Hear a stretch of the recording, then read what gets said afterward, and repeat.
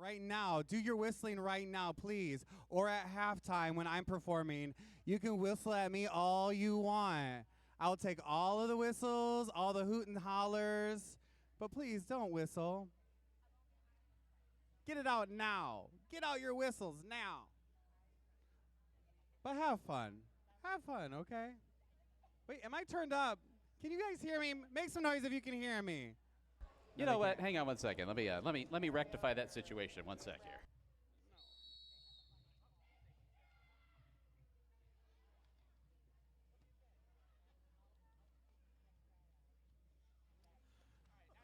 Welcome to the season opener, crowd. Let's get on your feet.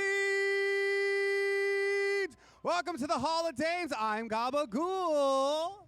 Honored to be here. I'm the novice. I learn while you all watch the same game, and you teach us all the fancy things. Well, we are super excited to have you here. Your ebullient enthusiasm for the game is infectious indeed. I would love, you heard that whistle, that means it's time for safety checks. Our teams are presently getting their helmets, pads, etc. checked. That gives us a chance to introduce you to the one team we truly could not do this without. That's right, it's your favorite team, it's the Regulators. Regulators, yes! Your Regulators tonight, head referee for the first bout, Mama Seidel. Game executioner, Freya Hugs. Front pack ref, Bender B. Rodriguez. Backpack ref, Lollipop. Jam refs are Crash and Dolly de los Muertos. Thank Eyes you. in the Sky, Meryl Streak and Yazzle Dazzle. Penalty tracker, Mad Moxie. Penalty tracker assist is Psycho Sis. Penalty box home side, Rosie the Ripper. Penalty box visitor side, Lucifer. On whiteboard is Baby Bat, and on scoreboard, Retromancer. Let's hear it for the Regulators. It could be the only applause they get all night long, you know. Yeah, we love you, Regulators. We love when you whistle at us and stop the game and tell us what's happening. I love it. So we'll be getting underway here shortly with team introductions within the next couple of minutes. I'd like to get a quick poll of the crowd. Who is here for the first time at the Hall of Dames? First time at the Hall of Dames. Anybody? Yeah? Okay, okay. At the Hall of Dames, we don't raise our hands, we scream. Is this your first time at the Hall of Dames? Make some noise. Thank you. Hey, how you doing? That's why Gaba's good at crowd. I'm like, hey, everybody, silently show your support. Please silently raise your hand. Yes. In an orderly fashion. All right, now, is anybody here for their first roller derby bout ever, flat track or bank track? Yeah? All right, we got one guy. Nice, okay. Excellent. Welcome, Wonderful. new Derby fans. All right, we're going to go over for the first couple of jams before the game starts. We'll go over a couple of the pointers and how points are scored, things like that, in bank track roller derby so that everybody doesn't feel left behind. If you have any questions at all, if you are not sure what's going on, ask anybody in skate gear. Ask me. You literally cannot miss Gaba. Yeah. Gaba can answer some questions even. Yeah. Yeah, come ask me in my ear, and Exactly. I'll throw it out there. And there'll also be somebody walking around with the Derby Questions Ask Me sign. So all those people will help give you context for what you are watching, which, as the boogeyman loves to call it, this great gladiator sport called roller derby. Yes, I love it. Yes. It is a contact sport, so don't do this at home without a helmet, some elbow pads, some knee pads. We're always looking for people to join the league, so if you like what you see, come and join.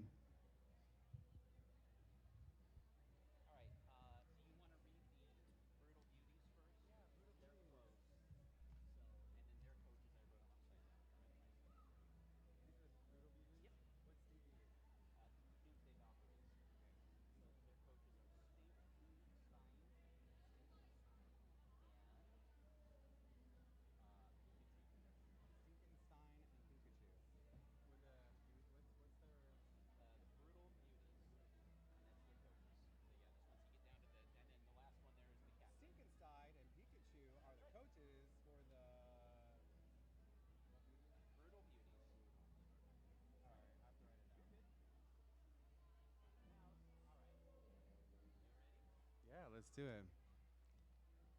Are we streaming? Oh, yeah. Hello, streamers.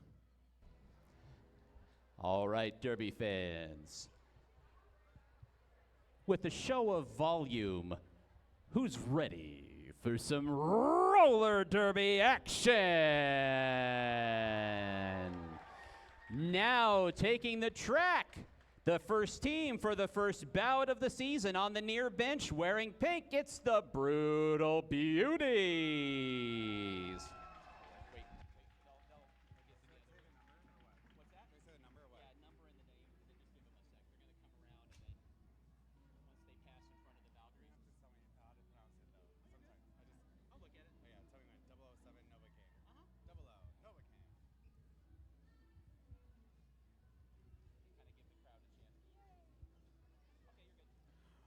In pink tonight, 00 Novocaine. 011 Skeletori CO. Number 12 Maximum Overdrive. Number 16 Black Mamba. Number 7 Bitch Please. Number 41 Joliet Jane. Number 52, Gnarly Quinn. Number 9, MK3, Gypsy Danger. 151, Ash Smash'em. 187, Sour Apple Teeny. 420, Astrothought. 925, Evil Twin. 2011, Corlette Razor Cat. And 2187, Princess Leia. If I pronounce your names wrong, I'm sorry. I'm gonna get it. That was fun, right? Oh, and don't forget our coaches, Pikachu. And Stinkenstein. Those are your Brutal Beauties in pink tonight. Make some noise for the Brutal Beauties! Now taking the track from the far bench, wearing black with accents of burnt orange, it's the Doomsday Valkyries. Valkyrie. All right, here we go. Skating tonight for the Doomsday Valkyries, number 007, Clutch Cannon. Number 34, Pretty Hurt Machine. Number 38, NC Jammer. Number 070, Invader Slim. Number 98, Blair Bitch. Okay. Number 101, Hurricane May. Number 131, Muerta. Number 401, Optimus Prime. Number 626, Remy Ruckus. Let's go! Number 669, Nikki Badass. Oh. Your co-captain, number 73, Shirls. Captain of the Doomsday Valkyries, number 22, Mimi Mahler. Coaching tonight for the Doomsday Valkyries, Infidel Castro and Dahlia Murder. If you have a favorite tonight, let me hear you scream their name. Okay. All right, 5 o'clock on the dot. We are just about ready to go. That is the best iPhone accessory I've ever seen in my life. Oh, you're not going to see me in the dark. No, you're not. I was going to say, that is amazing. GABA has a plug-in, like, that is incredible. That is so you. I couldn't think of a more you iPhone accessory to exist. Thank you. Unless it was like another wig that you could just like throw on your head in an this emergency. thing, I was slept in it last night. No big deal. But you're right. I look good. Look, you look good too. Thank you. Gosh, I'm sweaty. Look how sweaty I am. You're not sweaty. Look at that. Golden State Valkyries got to represent. Our Doomsday Valkyries are here, of course. Golden State Valkyries start play next year in the WNBA. Solid. What?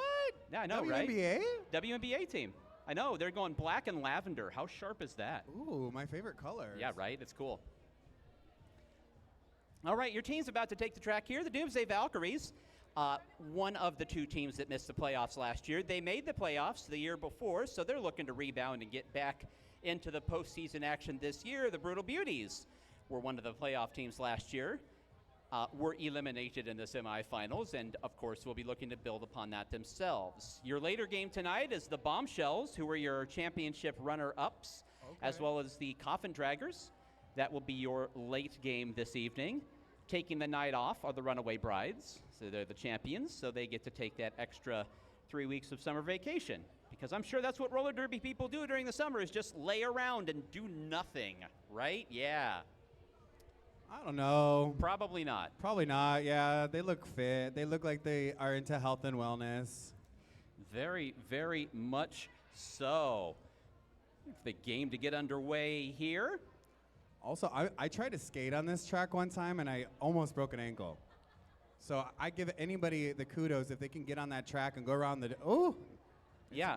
It's harder than it looks. Yeah, I can't walk on that track. Oh, so, and you give me an elbow, and I'm out. Like, I'm crying. I'm Right. going to ask the referees to help me. Yeah, if I need to go to the infield, I climb those stairs over there, and then I just kind of lay down and I just roll like a QT hot dog until I land on the infield. A QT hot dog? Yeah. Yeah, exactly. That's okay. That's what I look like. You know, I would kind of fold my arms up. You know, I'm plump, round, meaty. It's respectable. I feel like I look like a hot dog when I it's a roll like that. respectable hot dog. I don't look like a log. You know what I mean? It could be a 7-Eleven hot dog. It could be, yeah. A big bite. That's right. I know my grocery store, my gas station / convenience store roller grill items. So if I'm going to be a QT item, what am I going to be? If you're a QT item, you're the because you're spicy. You're the Buffalo Ranch chicken bite thing. Oh, you think? Yeah. Am I gonna bite back a little bit later? Because you're spicy, but you're also a little cheesy. I'm a lot of cheesy. Yeah, there you go. See, so that's the Buffalo Monterey Jack chicken roller thing. Thank you. Look, you know, this isn't even a paid sponsor spot for QT. It's just that we're trying to stall until the bout starts, and I like QT food. What can I say? I thought you were gonna say a personal pan pizza, because I really think that describes my daintiness.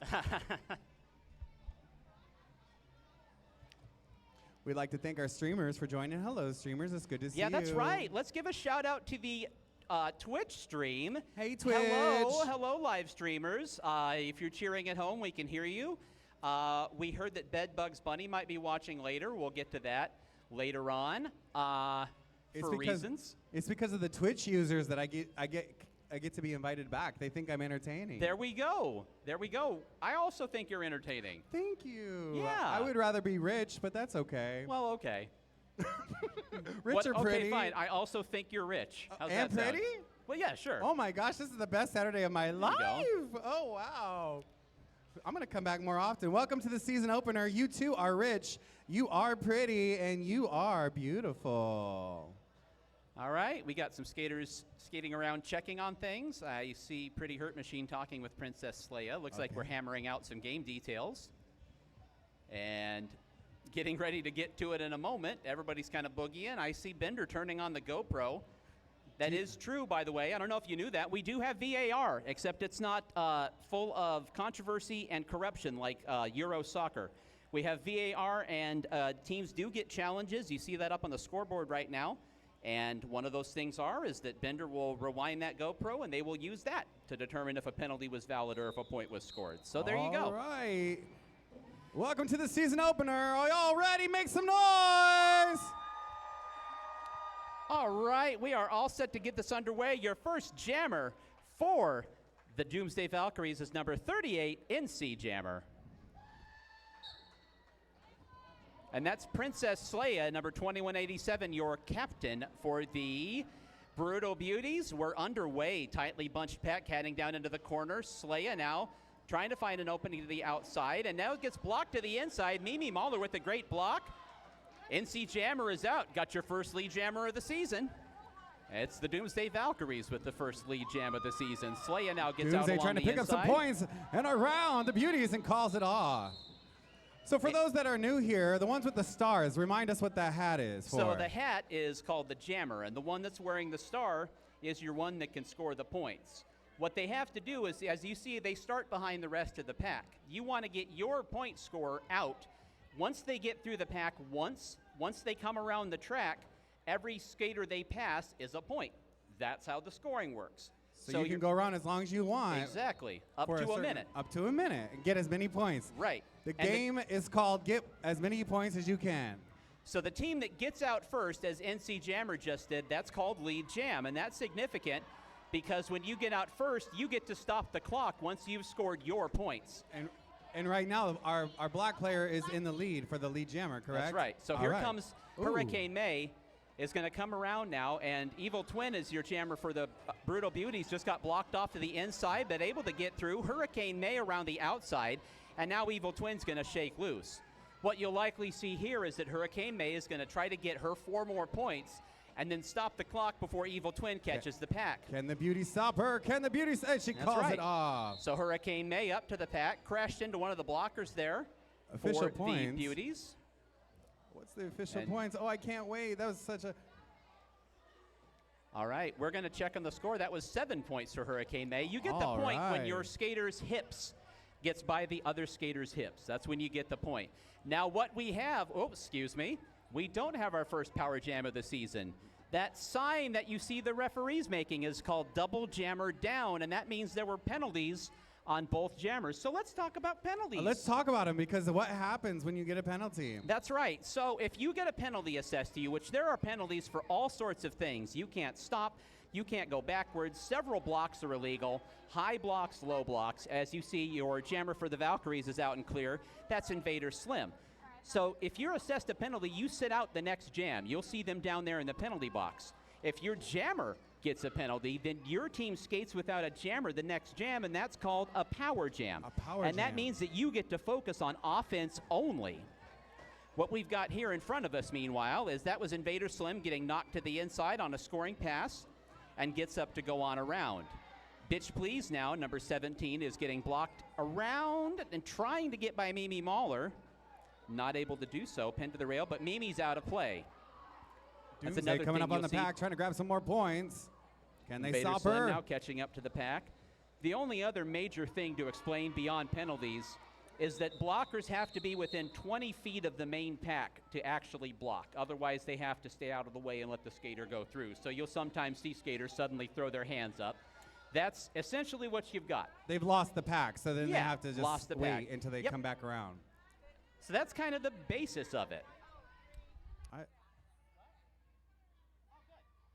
We got a snack cart coming around. It's about to head down the front straightaway right behind the jammers here, just so you know. They're taking cash for sodas and snacks. Got a big hat with a big glittery snack on the front. She did say good looks will not get you those Fritos, so heading please down the take central cash. aisle as we speak. Back to the action right now. Your jammer for the Valkyries is Muerta. Jammer for the Brutal Beauties is Gypsy Danger, and Gypsy Danger is going to get those blockers pushed out of play. And Is this Gypsy's the power out. jam? First lead jam for the Brutal Beauties. Oh, 4 and 4. Muerta now is able to get clear of the last blocker down at the end of the pack to try to keep this to one scoring pass for Gypsy Danger. Now a fast-moving pack heading down the front straightaway, and a big block along the front straight, clearing the way. Hurricane May really finished that block well and really drove Gypsy Danger deep into the infield, so Gypsy had to rush to get back up to call it off. They kept the pressure up, a lot of pressure. Yeah, excellent strategical block there, kind of like laying on the guy you knocked down for like 1 extra second in the NFL. Right. Not enough to get a penalty, but definitely enough to affect the fact they only got 3 points instead of 4. And in roller derby, every point can be incredibly, incredibly important. How many bouts has anybody seen that came down to 1 or 2 points? Absolutely, it comes down to the wire for sure. So shaking loose. I'm sorry, go ahead. I was just going to ask, so that our audience is aware, there is another helmet that has a stripe on it. Yeah, and the person that has a stripe in their helmet is called the pivot, and they're essentially the quarterback of the defense. They kind of, you can see Mimi Mahler is out there at the front and is kind of queuing up where the blockers need to go as NC Jammer gets clear of the pack on a scoring pass for the Valkyries. Jammer for the Beauties is back in the still mid-pack. That's Princess Leia once again. They've come back around to the top of the rotation, both teams.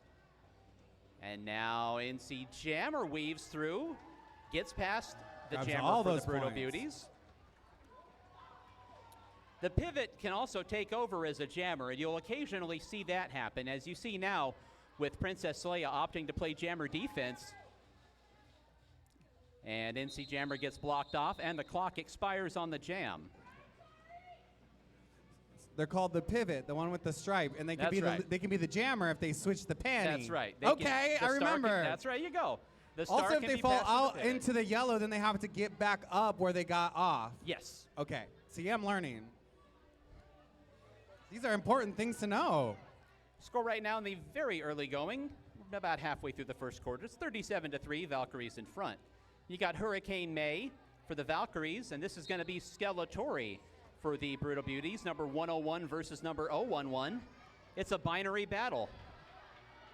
And Skeletori gets out for the Brutal Beauties. Lead jammer, Hurricane May. Creating the block, block. keeping up the pressure. The defense is strong. We got the Beauties out in front trying to grab the points are on the jam. Here we go. Let's go, Beauties. And Tori dashing along the inside and gets clear once again for the Brutal Beauties. Now going to come around for some more. This jam's only half over. Hurricane May is now going to try to take a running start and is able to beat Gnarly Quinn to the end of the pack and get clear. We got a panty switch. We got a panty switch.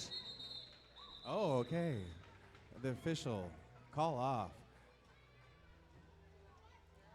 Waiting for the score for the Beauties. Beauties put 9 points on the board. So 37-12, Doomsday Valkyries in front. And now we've got some jammer chicanery on the jammer line. Swapping of places. That's Invader Slim for the Valkyries. And slipping off to the inside, that is Astro Thought. That's for the Brutal Beauties. Could not quite read the number on the back of the jersey there. Blocked off. What a great block on the front end of the pack. What a great block. Did wow. y'all see that right in front of the audience? They got That's free Black shit. Mamba at the front of the pack. Another block. Down. Invader Slim fighting to get through and is just taking a beating from those front defenders of the Brutal Beauties. And now sliding through, Pretty Hurt Machine tries to open a space. Invader Slim bounces off a blocker and then trying to get past, and now that last blocker finally out of play.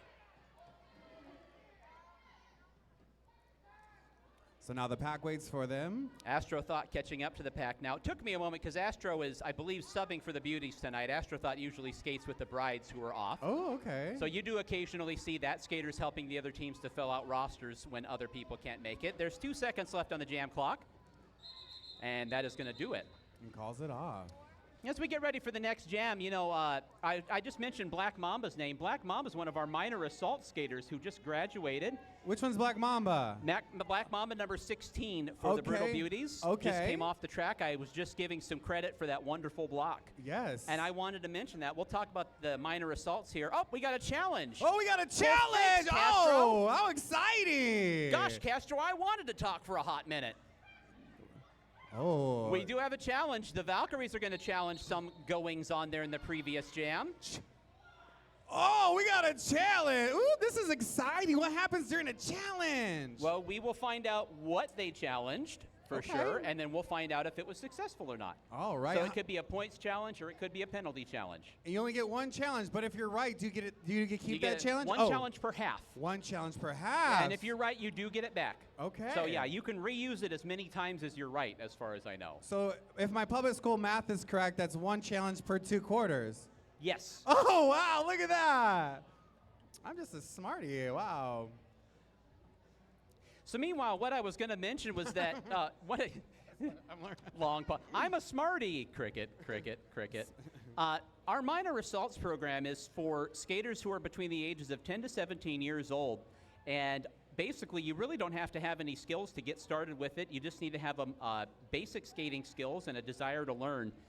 Our minor assault skaters often graduate, join the adult league. Sometimes they don't. Sometimes minor assault skaters just go on to do the rest of their lives. But the skills that you learn as a roller derby skater will end up serving your 10 to 17-year-old in things far beyond the roller derby rink. It is a great way to teach leadership, teamwork, all those wonderful things that people are always saying them kids need more of. Well, you know what? Like, them kids just need to have a good time is what I think. So Black Mamba is one of our graduated skaters right there, number 16. Right out there right now, we've got Hurricane May, number 101. We've got Mimi Mahler, number 22. Muerta, number 131. I'm not even looking at the roster. I'm just who all I recognize by sight from the minors. Let me see who else is from the minors out there right now. We're going to say, scan down here. How long you been announcing? This is going to be the beginning of my 8th year. 8th year? Wow. I know, right? You really love it. I do. You're like the stats person of the Derby, and I love it. There we go. And NC Jammer, sorry, number 38, NC. So that's 5 skaters out there right now that came out of our minor assaults program. And really, honestly, they are truly some of the best skaters in the league when it's said and done. Mimi Mahler's captain of this team, Lightning the Queen, captain of the Runaway Brides. And you're talking about, you know, people that get voted team captain, and Mimi is in her early 20s, and there's skaters on the team that are, you know, it's not a seniority thing, it's a leadership thing, and it's super cool to see. And this is the biggest bank track in the Southwest? Inside? What is this, like one of how many? Well, we have our track here, and it looks like the challenge is wrapped up, so we'll get the word fine. here in a moment. It's okay, but we got our track. LA's got a bank track, and then San Diego has an outdoor bank track, Ooh. which is really incredible. You can All see right, the world. let's check on. Give me 1 second while the. I don't know why I'm coaches- nervous. Anybody else nervous? I'm so nervous. It's a challenge. Oh, here come the eyes in the sky, so it must have been a points challenge, am I guessing?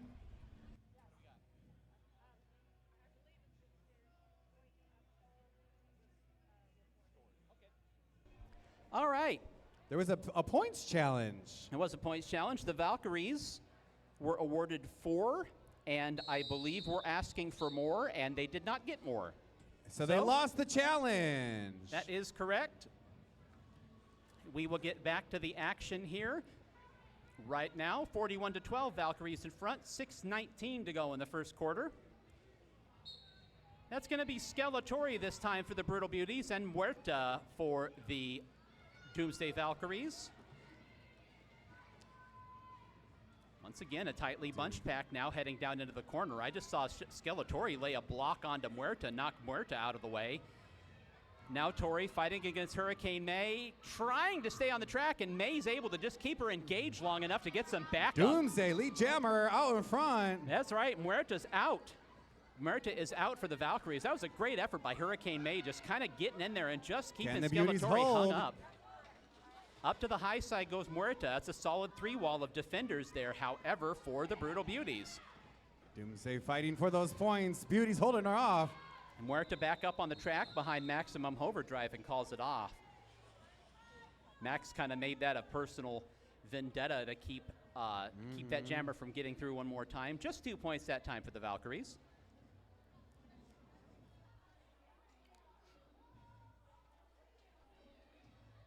Checking the jammer line now, it's going to be NC Jammer, number 38 for the Valkyries. Bitch, please, for the Brutal Beauties. And NC is quickly out to the front for the Valkyries. And now Bitch is going to get out as well. What a fast skater. Wow, she's so fast. And the chase is Here on. She comes NC trying to get those points. tries to zip slides. by. It calls it off. Wow. Let's see what the official count is. Also, you taught me this. Every referee has a specific, like they're watching specifically one thing, right? Yeah, exactly. Everybody's got, like Freya, if you watch Freya, Freya's only watching the clock, basically, because they're the timekeeper. And yeah, everybody's got their own specific job they're doing to count. What we've got here is now we have our first Power Jam of the season. We did have a penalty assessed to NC Jammer. I kind of think it was a cut track. But what it was is immaterial and academic. Evil Twin for the Brutal Beauties. It is as we teased for you. Now the Beauties get to play offense only. Wait, what was the penalty for? I believe NC Jammer got a cut track for coming off the track and then sliding back on. Oh. So now those blockers at the front of the pack, looks like that Hurricane May, the last blocker there, was just out of the play, so Evil Twin gets waved on by. Valkyries ate about 30 seconds off that Power Jam clock, however, during that time frame. Now Beauties Evil Jammer Twin. come around. Can she make it to the front of the pack? A good block along the inside again by Hurricane May. Evil Twin routed off one more time. 10 seconds to go in the Power Jam. That Valkyries Power Jam defense has been up to the task so far. Twin now gets blocked off again. That was Nikki Badass in there. All right, calls it off. And there we go. That whistle brings an end to the Power Jam. Let's see if Twin got all 5 of those.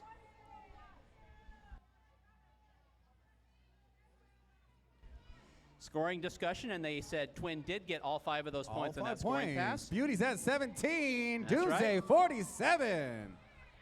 Just under 3 minutes to go in the first quarter. We've got 2 blockers for the Brutal Beauties in the penalty box. So we've got a pack advantage here for the Valkyries. Oh, I was going to ask you, is it called a pack advantage? Yeah, Power pack advantage. jam. Pack advantage, so Novocaine cleared the path for her jammer right away. Big collision at the back of the pack. That's Bitch Please once again for the Brutal Beauties, kind of getting knocked around back there. And getting out. Oh, we got a jammer. We do have a jammer What race. do they call it? Is it jammer fight? Jammer race. Jammer race. But we could call it a jammer fight. Invader Slim was out in front, called it off with Bitch Please keeping the pace. Right on their heels. Or right on their wheels. Ah! Ah! Are you laughing or screaming? I don't know. I'm having fun. 2 minutes to go in the first quarter. Skeletori versus Hurricane May once again. There's no more disadvantage, right? We're full team. Yeah, it looks like, well, Okay. It looks like Wait, 4 on 5? a slight advantage. Slight advantage. We've got 1 skater for the Brutal Beauties in the penalty box. Okay. Meanwhile, towards the front of the pack, fighting their way through and getting out. Doomsday It's gonna be Jammer on front Hurricane May. alone. That's Hurricane May for the Valkyries. Can they grab some points on the slight advantage? Collision there at the front of the pack. Skeletori gets knocked into. Doomsday grabbing all those points around the pack. Are they going to go for one more? Doomsday fans, make some noise! Closing in now, trying to close the path. We got 15 seconds left in the jam. Gypsy Danger was looking to get in the way of Hurricane May. Big collision at the back of the pack. Skater took a huge tumble. Doomsday Fell Jammer hard, calls yeah. it off. And that indeed was also Gypsy Danger back there. Big tumble. Checking the back a little bit. How many points? So that was 10 points for Hurricane May. 10 points for Doomsday. However, it looks like May Uh-oh. also picked up a penalty. And Does a it? penalty. All right, so that is going to afford the Slight Brutal advantage Beauties. to the Brutal Beauties. Oh, it's a full advantage. Full advantage. That's full, a power jam. A power jam to That's the Brutal right. Beauties. It's another Beauties power jam. Let's hear Got it from it. the fans in pink for their Brutal Beauties. This will more than likely be the last jam of the first quarter. And before we get to it, Freya Huggs says, everybody wait. Oh, wait a minute. The boss is talking. Got an official timeout, so they're going to go over some of that penalty information from the previous jam and make sure everything is all set. This means I need a timeout. That's the boss, right? Of Yes. all of us. Okay, good. I just want to make sure. Correct. I That trust is- their judgment. Is that that your is- wife? Yes. Oh, wow. That is my spouse. Is that your spouse? That is my spouse. Oh, we love yeah, They're the boss of all of spouses. us, most of all me. We like spousies.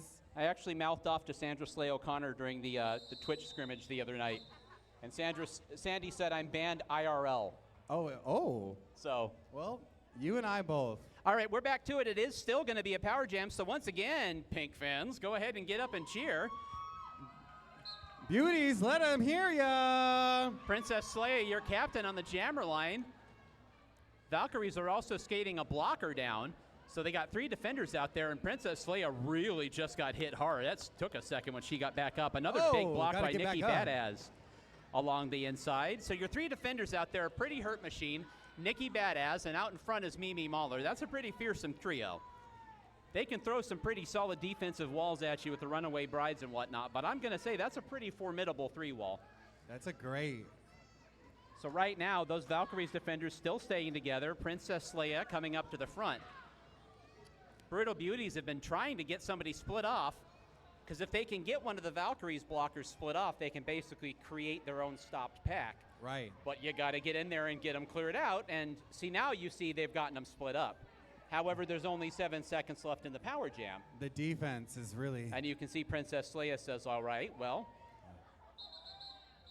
And that does it. That brings an end to the first quarter with a defensive stand by the Doomsday Valkyries. Is that a stop blockage? I call it a penalty kill. A penalty kill? Sure, why not? Okay. Absolutely. You That took was the too good. disadvantage and you made it to your advantage. Valkyries, plenty of offensive output during the quarter, but also shut down 2 power jams, so defense as well. Heading into the quarter break right now, score is Valkyries 57, Brutal Beauties 17. Don't forget, one sec, go ahead. I was just gonna say, did you were talking about Black Mamba, and then we had an official timeout, right? Yeah, and we were talking about the minor assaults and how. Oh, got you. Yeah. Did we need to finish that conversation? No, we did, more or less. Okay, good. Yeah, it was during that challenge. Oh, and okay. I was going to say also, don't forget the raffle.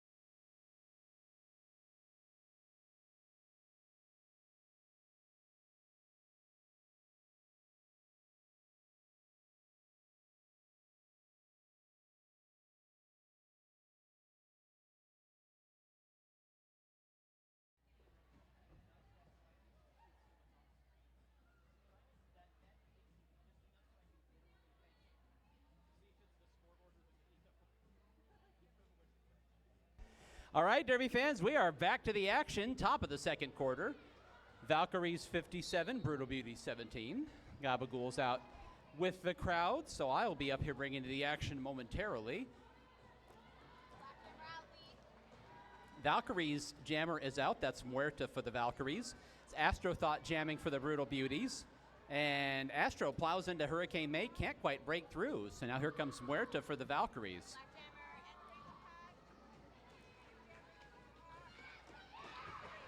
Astrodot's able to get by a blocker at the front end of the pack. That was Hurricane May. Meanwhile, Muerta slides by, gets by a block from Princess Leia, calls it off.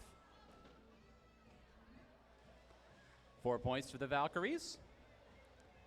In that first jam of the second quarter, we've got NC Jammer for the Valkyries, Skeletori for the Brutal Beauties. Both teams seem to be settling into a nice, comfortable rotation of jammers here in the early going.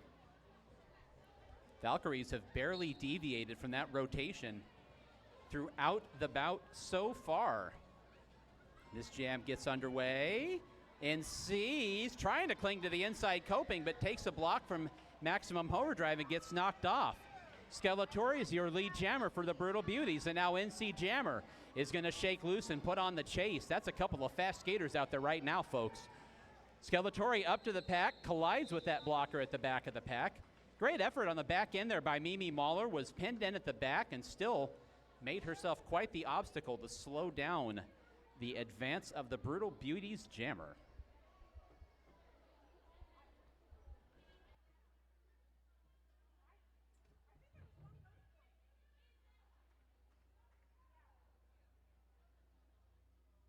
I have an official timeout right now.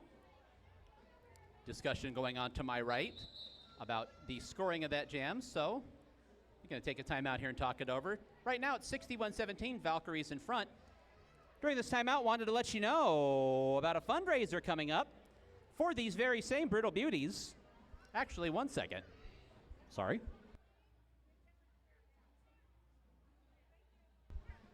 Okay.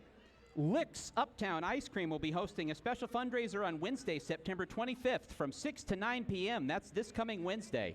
Stop in and try their limited edition flavor, the Brutal Beauty, in honor of this very team, the Brutal Beauties. A portion of all sales will go to the league, and as a special bonus, members of the Beauties will be there as guest scoopers to serve up some cold, tasty treats. Licks is located at 3343 North 7th Avenue in Phoenix. That's in that little shopping center behind Mi Patio, across the street from Sprouts at 7th Avenue in Osborne. Be sure to stop in between 6 and 9 p.m. on the 25th, Wednesday night. Support the Arizona Derby Dames and enjoy some of the best ice cream in the valley. That's at Licks Uptown. Once again, that's on the southeast corner of 7th Avenue in Osborne.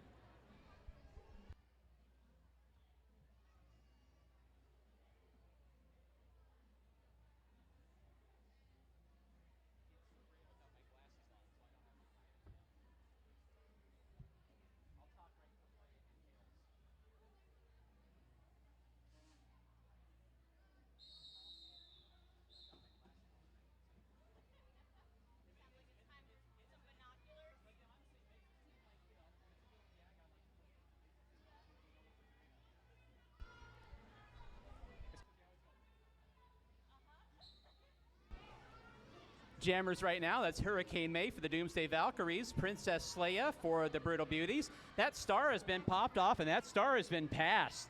Taking over as jammer for the Valkyries is Muerta.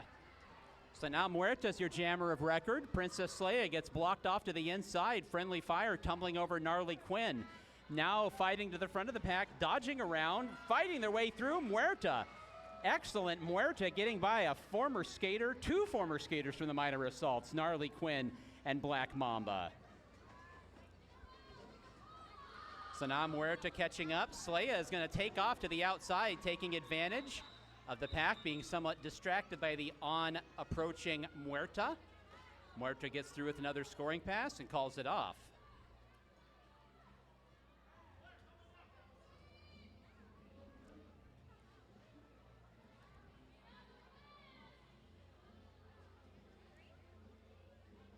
Getting the score communicated over now. 3 points for the Valkyries. However, that jammer also, well, one of the two jammers, that's the problem with star passes, is you double your chances to get a jammer penalty, and that's just what happened. It's another power jam for the Brutal Beauties. It's their third one of the first half. Beauties are going to look to get some points on the board now. We've got Evil Twin for the Beauties, and an excellent block there thrown along the inside. That was Pretty Hurt Machine driving Evil Twin to the infield. So now Twin's going to try to push those end blockers out of the way. Now is going to outrun Hurricane May and get May way out of play. Now May's got to sit there and wait for the pack to catch up. Evil Twin is going to get around. Now May's back in the pack, so can block. 22 seconds left in the power jam. And we have Evil Twin spinning to the inside. And then what an excellent block by Hurricane May. That is how you block, kids. Lowered the core, got the shoulder facing upwards, and just drove it right into Evil Twin's sternum. That was a textbook block by Hurricane May, and I'm still talking about it. My goodness. Wow. Now, that was a fundamentally, just turned her body into a tripod and stopped Evil Twin in her tracks. That's some fancy blocking. Meanwhile, it was a 5-point power jam for the Brutal Beauties there. We so far don't have anybody for the Valkyries on the track. That's a bold strategy, Coach Castro. We'll have to see if it pays off for you. And now they call the timeout.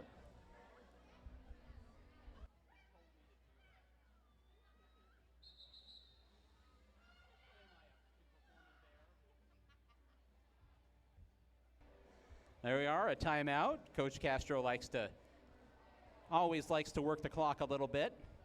Definitely also likes to use timeouts for, things other than timeouts. It's a coaching thing. It's the amazing things you'll learn by talking to derby coaches like at after parties. It's really incredible. So team timeout for the Valkyries. Here comes Gabagool heading back up here. I'll read a little sponsor spot while we're waiting. Do not forget about the merchandise booth. Be sure to visit the Arizona Derby Names merchandise booth to get your favorite league and team merchandise. We have brand new t-shirt designs from your favorite teams. Check out our discounted merch. This is where you can get your souvenir cups for the night, of course. Be sure to come over, get some keychains, tote bags, patches, and more. Watch out for the merch cart coming by later on as well. Also, there's a booth out there, y'all. Check it out. There's 100 million unregistered voters. Take the time right now to vote. Register to vote. Check out that voter registration table for information on how to register. Make sure to check your registration because some people were kicked off the rolls. And there will be informational handouts for you to grab and go as well. Yeah, that'll get you all up to speed. Get you all up to speed on doing that civic duty. We are now heading up to the jammer line. We've got 10:28 to go until halftime. That's going to be Muerta for the Doomsday Valkyries and Astro Thought for the Brutal Beauties.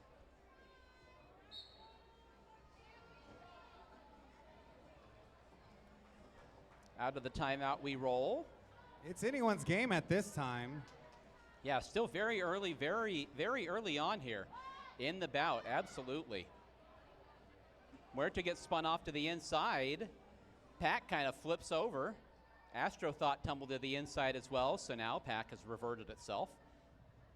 So Astro Thought knocked to the infield by Remy Ruckus, and now Muerta is going to try to outrun Bitch Please to the end of the pack and does so.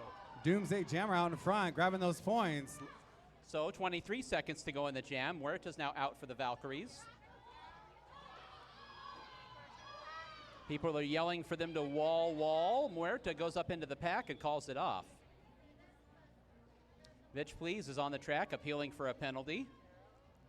Is not granted. So 3 points for the Valkyries there. Now we've got NC Jammer for the Valkyries, Skeletori for the Brutal Beauties.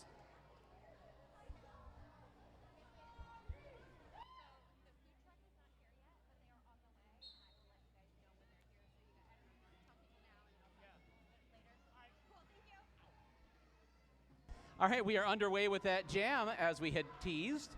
So Skeletori blocked off to the infield, quickly was up to the front, and then running through the pack. There goes NC Jammer for the Valkyries. Number 38, NC Jammer. Oh, big block. Oh, Couple of big pile blocks up. at the front of the pack. Man, a couple Doomsday of people Jammer just got, weaves through, grabs those points. Ash Smash'em just delivered Blair Bitch to the rail. We still have time on the clock. Can she grab some more? Can they grab some more? And back of the pack to the front. NC hopping over that coping in the corner. 11 seconds left in this jam, and NC's coming back around for another pass. The Beauty's trying to stop them. And Doomsday calls it off. How many points? 13 points for the Doomsday. Hey, Derby fans, we got a food truck update for you all here in the arena. The food truck is running late. We will let you know when it's here, but as of the moment, it has not arrived for halftime eats. So it may be something you have to grab during intermission, but we'll keep you posted. So unfortunately, had something happened and they're just not quite here yet. Meanwhile, back to the action. That's Hurricane May for the Valkyries, and May is out and clear. Princess Leia is going to put on the pursuit. Another pair of fast skaters out there. Hurricane May weaving to the inside, looks behind her. Wow. Wow. Leia coming in fast, and we're going to check on that score.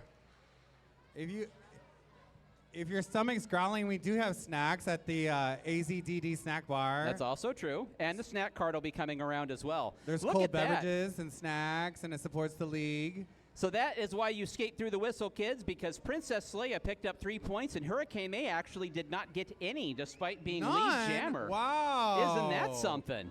That's interesting how that happens. May was so focused on getting up to the pack and just didn't realize how far behind her own blockers were, and Slay was able to zip in there and got 3 points on the pursuit. You go into the whistle blows. That's right.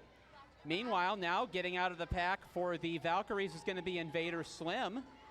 So Slim now is going to go head down into the first turn.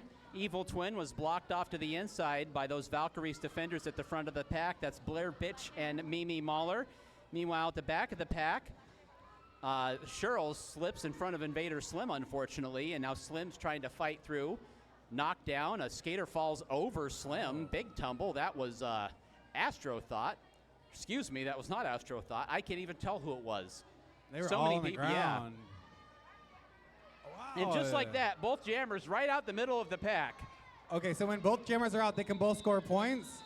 Well, I believe that Evil Twin just got a point for passing. Let's see.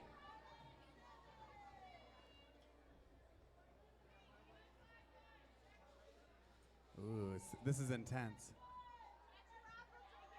All right, we ended up having no points for the Beauties there, so 5 points for the Valkyries, 85-26. Bunch of switching positions here in the pack. A lot of skaters coming up and going down.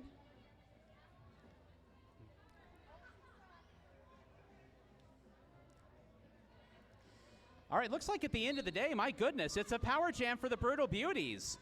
It is another power jam for the Brutal Beauties. This is their 4th power jam of the first half. Beauty fans, make some noise. Let them hear ya. That's right.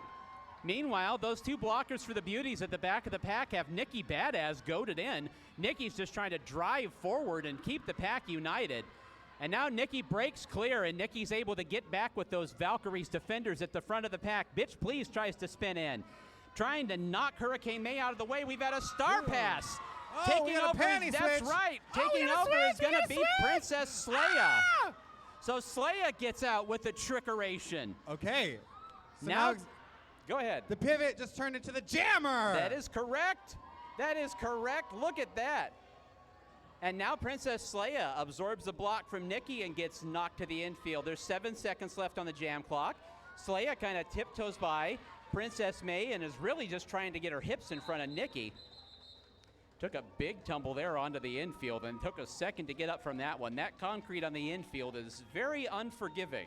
When you pass the star, the panty, did you have to pass it backwards? No, forward only. Forward only, okay. Yeah, as far as I know, I believe. learned. I guess, well, you can pass it any direction, I suppose, but forward makes the most sense. Got you. Yeah. There we go. Hey, thank you. Thumbs up from the rules crowd. Now, see? Yeah, see, I'll take a stab at any rule. I may not be right, but I'll take a guess at it. Heck yeah. Meanwhile, that is going to be for the Valkyries. NC Jammer is out and clear, as we have about 3 minutes and 45 seconds to go here in the second. NC, ooh, a little slick along the inside there, coming right through the turn. Trying to get clear at the front of the pack was Evil Twin, and Twin gets waved on by. Those blockers were out of play and were not eligible to knock her off the track.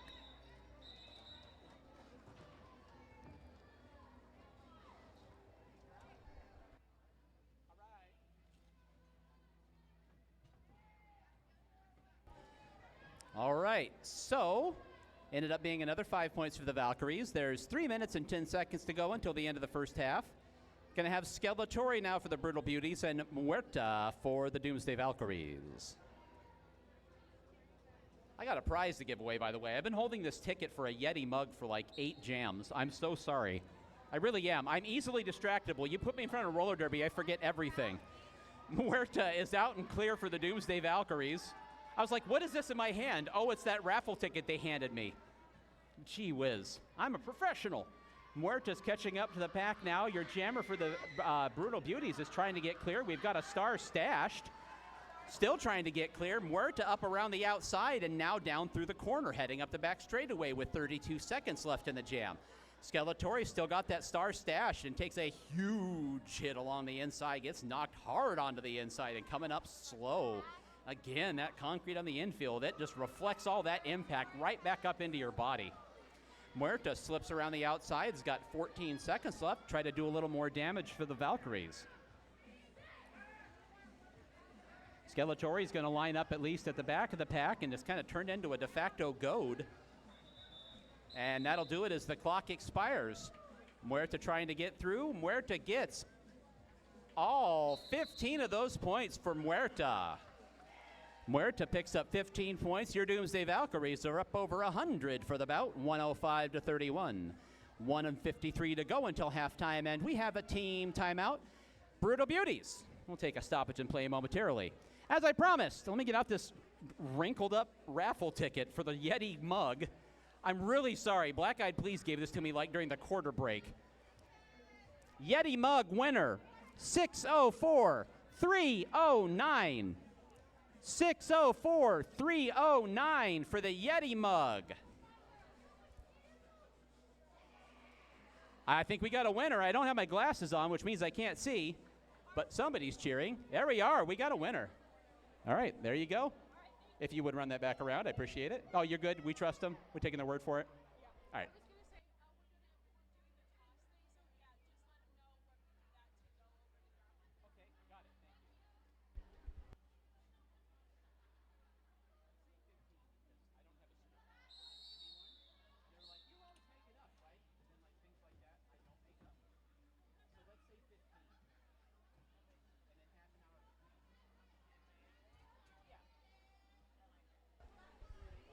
All right, we are back to the action.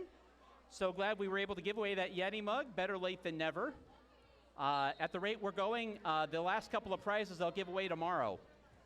Meanwhile, back to the action. Enough of my jokes. That's going to be Skeletori for the Brutal Beauties and NC Jammer for the Valkyries, and NC gets out along the inside and is your lead jammer. Tori gets blocked. Big block by Pretty Hurt Machine. I've seen Hurt in there throwing shoulders around. Pretty Hurt Machine missed most of last season. Nikki Badaz was actually a coach last season for the Runaway Brides before re-entering the draft this year. So Hurt and Nikki, Hurt did not play a lot last year, as I said, and then Hurt seems to be making up for lost time. Meanwhile, at the back of the pack, several skaters down. I did see Black Mamba and Churls really well tangled up and falling towards the infield. A big grin on Mamba's face as she got up to go on back around.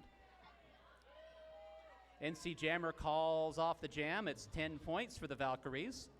We're under a minute to go until halftime, so this could hypothetically be the last jam until halftime. It's going to be Gypsy Danger jamming for the first time for the Brutal Beauties, going up against Hurricane May, who has jammed often for the Valkyries and will do so throughout the season.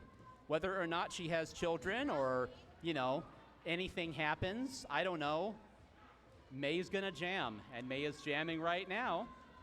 May is out in front, 46 seconds left to go in the jam, 27 seconds left to go until halftime. Gypsy Danger along the inside, Hurricane May, light as a feather, just kind of floated over the end of that coping there. As May is known for doing, May is known for all sorts of fancy skate work on both the flat track and bank track. Kind of all around the country with the flat track team as far as I know. May gets through along the inside and calls it off. That leaves time on the clock for one more jam here in the quarter. Quarter clock has reached 0, but it reached 0 during the break, so we've got one more jam before halftime. Who wants one more jam? Yeah? All righty. Lining up to jam is going to be, for the Valkyries, for the first time, it's Mimi Mahler.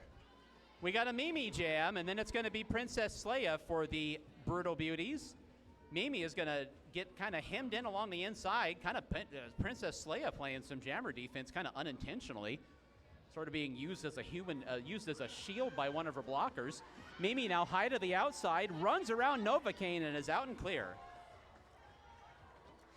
So Mimi Mahler versus Princess Leia. It's your Oh Captain, My Captain jam for the evening. Leia gets out and is trying to kind of keep this to one scoring pass for Mimi Mahler. Mimi gets blocked to the infield, gets back up to call it off.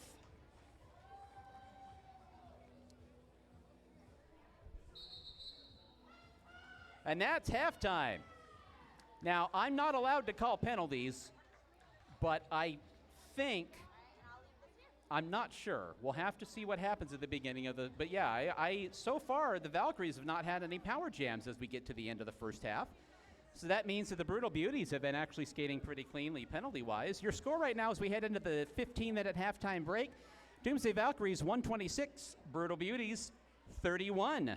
We will be back at the end of this halftime break.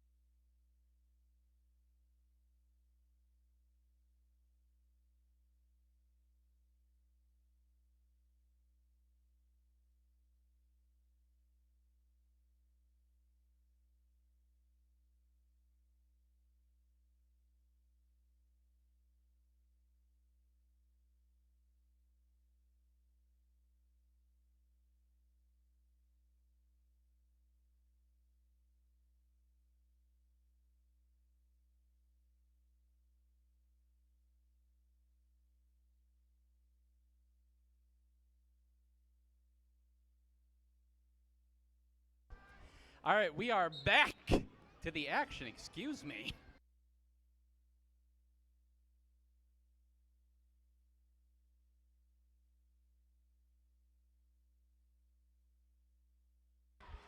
Yeah, you know, sometimes you take a big old deep breath to start talking at the beginning of the half, and it triggers a huge coughing attack. But anyway, we're all professional announcers here, right, folks? That is Hurricane May for the Doomsday Valkyries getting out as your first lead jammer of the second half. Hurricane May leaping over the coping and kind of crashes into Astro Thought to stay on the track. Bitch Please now catching up to the pack. And here comes May watching, and May calls it off. After Bitch Please had maybe gotten by a skater or two, we'll have to wait and check that out. Pleasure to be back with you here after halftime, folks. Well, the jammer got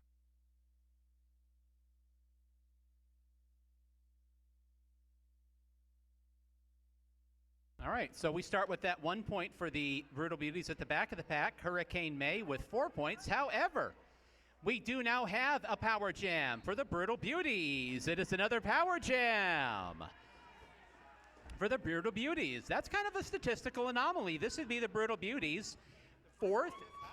The Brutal Beauties, this is their fourth or fifth. The Valkyries have yet to have one, so the Brutal Beauties have yet to surrender. They only had one jammer penalty, and it was during a double jammer down. So very interesting statistic. Good skating by the Brutal Beauties. Skeletori is your jammer, and Skeletori now able to fight through and gets out of the pack. There are 28 seconds left here and gets blocked off rudely to the infield by Mimi Mahler. My goodness. That wall of defenders at the back of the pack now for the Valkyries is going to be Pretty Hurt Machine, Shirls, and Mimi Mahler at the back of the pack. You got your captain and your co-captain, both of whom are absolute defensive stalwarts. Now fighting through the pack of Skeletori, gets through and gets those points off that scoring jam.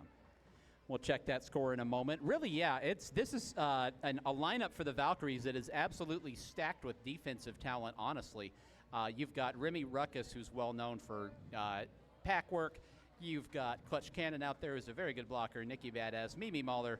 My goodness, a whole interesting lineup this Valkyries team has put together for this season. Now, is it a power jam for the other team? 1, 2, 3, 4. Oh, there's 5 on 5. Okay, I counted it wrong. So that's Hurricane May getting out and clear once again for the Doomsday Valkyries. Brutal Beauties, Bitch Please is going to get hit hard by Nikki Badass up there at the front of the pack. Now getting knocked around, trying to get by Muerta. Muerta and Remy Ruckus both clear the way, and Hurricane May is able to get through relatively unscathed thereafter. We got skater down. Oh, and a big block there as May's trying to come through. Maximum Hoverdrive getting right out there in the way.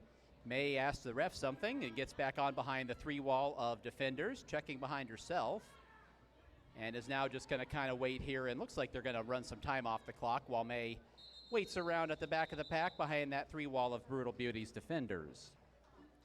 So, welcome back up to the mic stand. Yeah, everyone was like, how do I find you on social media? You can find me at G-A-B-A, Gabagool, G-H-O-U-L, on Instagram. Technically, it's Gabagool Life because it's my life, but I think I'm the only one. Gabagool. All right, we got NC Jammer for the Valkyries, and that is down there. That is Princess Leia for the Brutal Beauties. And I was just thinking, we'll talk about the Beauties, kind of what they've put together for this year as well, what they've got going on, what's new. Both teams looking strong, starting this season off right. Yep, there we go. NC Jammer gets out. I hear Infidel Castro saying 40 seconds, 40 seconds.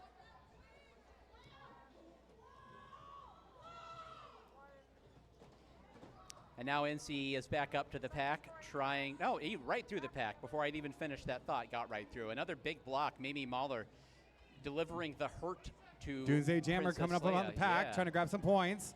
15, and they block, stop them. 15. Jammer. sorry. 15 Jammer seconds. through. 15 seconds. Good scoring pass. We got NC Jammer now heading down the front straightaway.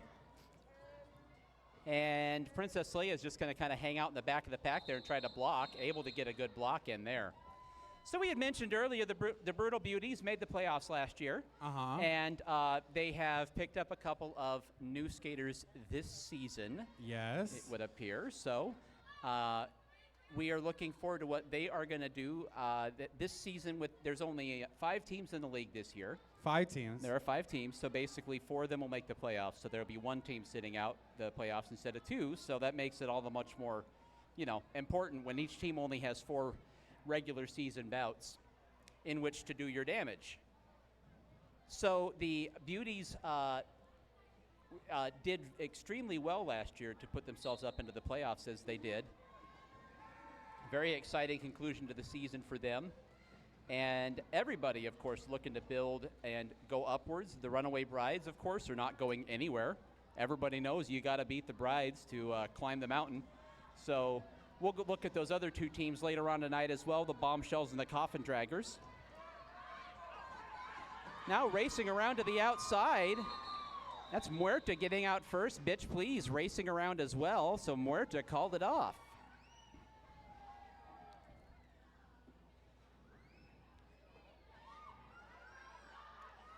If all our new people in attendance, are you learning anything tonight? Make some noise. Okay, you're welcome to come back anytime. You're all welcome here. All right, it looks like we're going to have now our first power jam for the Doomsday Valkyries. Wow, power jam. That's right. That's again, like I said, that's good. That is good skating by the Brutal Beauties to not surrender a power jam until the 3rd quarter. Invader Slim is going to be your jammer, is able to get on by because Princess Leia came off the track as well, so Slim gets back up. Doomsday fans, make some noise on this power jam. Can she break through the block and grab the points? As Invader Slim works on this power jam and tries to fight through the pack, good block there. Absolutely wonderful block delivering Slim to the infield. Invader Slim recently graduated from the rookie program. I'm going to say that I believe this past season was her first full season. And it's been interesting to see a skater like her. Like I see now that she's a focal part of the Valkyries offense this season, which in particular, as I watch all the bouts, I get pretty used to seeing who does a lot of the jamming and whatnot. And it's interesting to see a skater like that who comes back off the summer break and has just added just a whole new chapter to their skill set. So Slim right now, that one and same Invader Slim is going to duck along the inside as the clock expires on that scoring pass. Yeah, always interesting to come back to the first bout of the year and really see well, I see who's been working. You see somebody, there was Ash Smasham in particular who's out there right now. I remember coming back after Ash's rookie year and I saw Ash skate in the first jam and I went, oh my goodness, now she's fast. And it was it's really fun coming back after the summer and having not seen anybody working and whatnot and just having that suddenly be like, whoa, look at the improvement. It's kind of a fun little treat. And just like anything, if you practice, you can get good at it, right? Yeah. Yeah. I know it's like you said. I mean, you're skating on an incline. It only gets better with experience. Yeah. We now have, after all that, Invader Slim did pick up a jammer penalty during the power jam. So, however, my glowing praise still stands. It is now a power jam for the Brutal Beauties, and it's going to be Skeletori. And she has the jammer helmet. So, Skeletori, your co-captain. Can the Beauties capitalize on this power jam? Beauties, cheer along. Grab those points. And Tori bounced off the rail, got driven up into the rail hard by Nikki Badass and Mimi Mahler, and Tori was just able to ricochet off, and now the Brutal Beauties fans are letting them hear it. Tori now coming along the inside. Bruties fans, I said Bruties, it happened. The Beauties fans have not stopped cheering. Now along to the outside. Tori is going to shove Nikki out of the way. Ducks, get that hip around, does a little pirouette. There's a renewed energy in the Beauties this half. Right, look at that. Okay. Beauties bringing 9 points on the power jam. Excellent effort by Skeletori and Tori. Well, I was going to say, as it stands right now. Oh, the flag is out. Everyone, wait. So Infidel Castro the is going to official. use his second half challenge. Challenge Doomsday Valkyrie. Ooh. All right, so they're going to get together and talk that over. The score as it stands right now is 156-46. Valkyries. By the way, in both front. teams have their challenge back, correct? Well, they Sort of? did for the second half. For the second correct. half, So okay. yeah, now the Valkyries are going to have to see if they can win this challenge or not. Let's see. I mentioned too. Don't forget our rookie program. There are often I also hang on one second. Let me get a shout out to the rookies that are here tonight. We got a whole new crop of rookies that are helping run this bout. Let me get a round of applause for the rookies. Let's go, rookies! Also, you know what I love about this league? There's all different kinds of identities. There's she's, there's theys. This is just a space for everybody, even rookies. Right, even rookies. You know, it really I like being here. There's just a lot of fun people. Everybody's having fun. The sports is great. If you don't know this about me, I consume an unhealthy amount of sports content. You do. I sought out this spring UFL football. I went and found streams of UFL football because I couldn't get enough of it on ESPN 20. So now what? yeah, anyway, that's basically where I'm at. And I tell people who know my sports bona fides, you need to come to roller derby. Yes. I got hooked. whoa, I got one hooked on second. derby from Yeah. the. Oh, go ahead. Oh, sorry, I thought there was an injury. It took me a second. Everybody applauded like there was somebody hurt. I was freaked out. I'm sitting here yakking away. Anyhow, you are absolutely right, though. There are so many identities. Everybody's allowed to be themselves here. It is such an interesting place to be around and to support, you know? Because it's look, me, well, you know, look at me. I could just, Yeah, look at you. I blend in. I'm the most demographically homogenous person in the building. You know what I mean? You look so non-threatening, and I love it. But what I mean is everybody here, there is so many different other people here, and it's a beautiful thing. I love being at places where everybody doesn't look like me. You know, I was watching a football game at a certain university that has a really racist sounding chant, and I looked in the crowd. I was like, wow. Yeah, you know, I'm not surprised that they're doing that chant. You know, it's kind of I like being here where a lot of people are represented. They hear the audience. They cheer for everybody. Number one, the rookies got energy. They have energy. I know the rookies are here helping to put the bout on, and that's the skaters that are actually in the rookie program are training to graduate out and eventually join these teams through the draft. Wait, how long does that take? The process of the rookie program. You know, I'm looking over. That looks like it's a year-long, no, 22? 22. 12. 12. 12 weeks. 12 weeks. Weeks, not 12 Weeks. months. I was way overestimating. 12 weeks, thank you. 3 months, 3-month process is the rookie program. So basically these rookies will probably be drafting out around Christmas time and joining teams mid-season. Is there an official draft? Yeah, absolutely. There was one at the end of last season. Oh my the gosh. Valkyries picked up Nikki Badass, who re-entered the draft because she'd been out of skating for a year, and they picked Okay. up Kansas City, who was Oker. not skating tonight, and they Dahlia Murder, who was assistant coaching tonight. That was their 3 draftees. How cool is that? Yeah. Even though we only have 5 teams, it seems like it made the existing teams even stronger, right? Having really great talent. Yeah, and so basically, and then there was more than 15 people in the draft. Each team got 3 picks, so now there's a great sub pool to pick from. So. Nice. Yeah, it's a draft to the whole 9 yards, and there's an order, and people are grabbing somebody before somebody else can. It's a whole fun thing to be involved with. Yeah, we always say if you're interested in learning more, ask us at all. We have info on tryouts, other ways you can be involved. We'll talk about the regulators in a bit too. We're back to the action with 5:34 to go in the third quarter. Up against the rallying. We've got NC Jammer for the Valkyries is now going to get out and clear. Gypsy Danger is your jammer for the Brutal Beauties. And Gypsy Danger's already snatched off that star cover. Doomsday just stopping them. And now we got a little bit of chicanery at the back of the pack. And Slaya's got it almost to the front of the pack, trying to spin around. Number 38, NC Jammer for the Doomsday.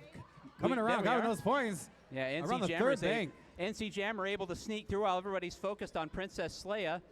We did have Gypsy Jammer Danger coming had around the the star, third and then turn. herself and Slaya got together and kind of were trying to do a little Headed to the back of the do a pack, little- trying to grab some more points. NC Jammer around, a couple brides. Here we go, out to the front.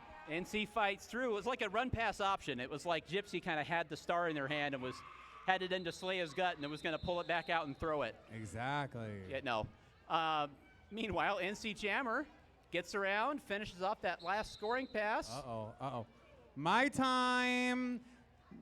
That means it's my time to speak about some of our incredible sponsors. That is right. That's a 15-point jam for the Valkyries, by the way. NC Jammer putting 15 on the board for this official timeout. We would like to thank Ken's Dogfella for serving gourmet-style hot dogs, beer brats, drinks, and chips.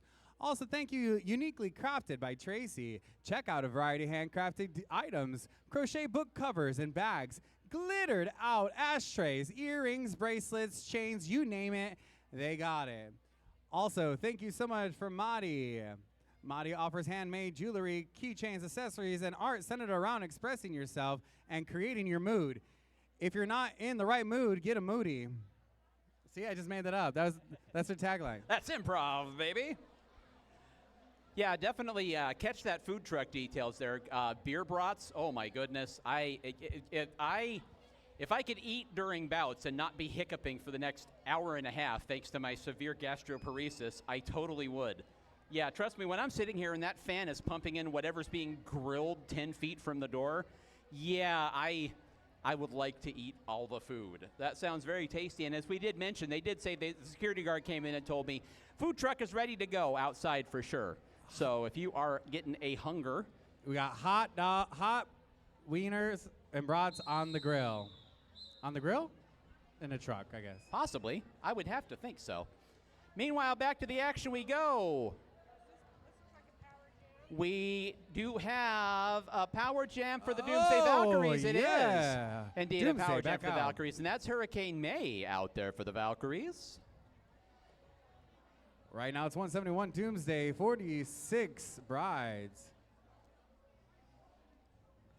Bride beauties? What is beauties? Brutal beauties. Brutal beauties. Got it. I'll get it. Right. Or if you're me, they're the Broodies. The Broodies. That's why I almost got through the third quarter without saying Broodies. That means one of these days, man. You're so hip. You know what? Follow your dreams. Meanwhile, Hurricane May is trying to fight through a two-wall at the front of the pack. Tries to duck around Novocaine, and Novocaine says, no, thank you. Wow, that was an excellent sliding shoulder by Novocaine. Just got that shoulder down there and shut that door. Great defense. Unsurprising, coming from Novocaine, probably the queen of defense here at the track. If not Al, I would say it's probably Nova. May is still not out. May is still fighting that defensive wall, and finally... Oh, that's strength. Finally, they are out of play, but what a defensive effort by that three-wall of Brutal Beauties at the front of the pack. Hurricane May now coming around and only has 6 seconds to try and get some points. He's going to try to find a weak link in the wall, ducks around the inside, and we'll have to check on the score. What a defensive effort from those three defenders for the Brutal Beauties. May gets 4 of the 5 points. So there you are. That defense by the Beauties saved 1 point off that power jam. That is a defensive win. 3 minutes to go in the third quarter. Skeletori for the Brutal Beauties. Invader Slim for the Doomsday Valkyries.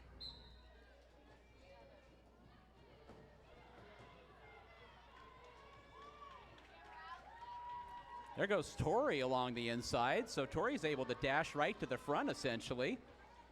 Beauty Jammer out in front, looking to grab some more points. Slim is mid-pack as Tori approaches the pack, and then Slim's going to use that chance to get out the front. Tori is now going to duck around. Oh, Sherrills calls at it the front off. of the pack and calls it off. The Beauties are not playing.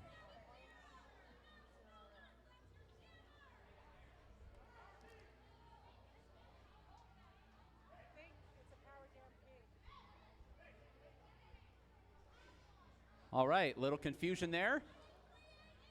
We have a power jam now for the Brutal Beauties once again. The Beauties going back on the power jam offensive. Who's in the box? JC Looking NC down Jammer? there, that NC was going to be Jammer. Invader Slim in the Oh, penalty okay. box. Valkyries also have a blocker, so it's a big advantage here for the Brutal Beauties. 60 seconds on the offensive side. Evil Twin quickly up to the front of the pack, and now the Brutal Beauties are going to come forward as a unit, and those Valkyries defenders are going to get together at the front of the pack, trying to get in there, trying to get a little agitation as Princess Leia and see if she can spring Evil Twin loose. Princess Leia down to the inside. Those Valkyries defenders unbent, unbroken at the front of the pack, now going to form a tripod. Nikki takes a block. Hurricane May and Mimi don't give up an inch during that time, and now Nikki back to the offensive front. They try to goad in Hurricane May at the back of the pack, May down to the inside, and at the front of the pack, it's Nikki and Mimi delivering Evil Twin to the infield. Twin's now going to get back up, and Twin is going to wave that white flag on the power jam. Wasn't going to have enough time to get around anyway. So there it is. A defensive stand by the Doomsday Valkyries. Valkyries fans let their team hear it. We closing in now on the end of the third quarter. I can see Gaba's got those. You got those sponsories ready to go. I got them, yeah. I know. It's well, the action's just been chugging right through, and then I get to yakking during challenges and stuff. I got it. I'll keep you on track. You just keep on talking the numbers and the names and just loving on the players, because let me just tell you, your mouth speaks a lot faster than my eyes can listen. Aw. That's NC Jammer for the Valkyries, Skeletori for the Brutal Beauties, and NC is able to outrun everybody to the end of the pack. Tori is going to take off as well. Tori got through almost a little unexpectedly, and we got ourselves a jammer race heading right back to the pack. We got a couple of skaters now. We're really going to put the hammer down coming down the back straightaway. NC Jammer up to the high side, crashes up into the rail, runs right up into Gnarly Quinn, tries to get a point. We'll check the score. I get so excited when that happens. No points. No points. No points, and it left enough time for one more jam. Hey, again, who wants one more jam? One more jam, make some noise! All right, we'll do one more jam then. We got Muerta up there for the Doomsday Valkyries, and that is going to be Princess Leia for the Brutal Beauties. Muerta as the jammer. Muerta is the jammer, and who else? Okay. Princess Leia. Princess Leia. Yeah. Your team captain of the Brutal Beauties, and let's see, Muerta's squarely in the back of the pack, now trying to tiptoe through, and is able to do so around to the outside, and is able to get to the corner before Gypsy Danger can close the door. This is the final jab of the third quarter. Cheer your team on. Let them hear you, audience. And Muerta slides in at the back of the pack and calls it off. So that'll be the last jam of the third quarter. All right. So we'll take a 5-minute break. During this 5-minute break, I'd like to thank our sponsors. See, look at I just jumped right in. I got you're you. good. We'd like to thank Diet Mountain Dew. If you don't do the Dew dietly, what are you doing? We also like to thank Copper Star Coffee. It's a local owned coffee shop and cafe with hand-blended drinks and award-winning baked goods. Visit them on the southwest corner of 7th Avenue.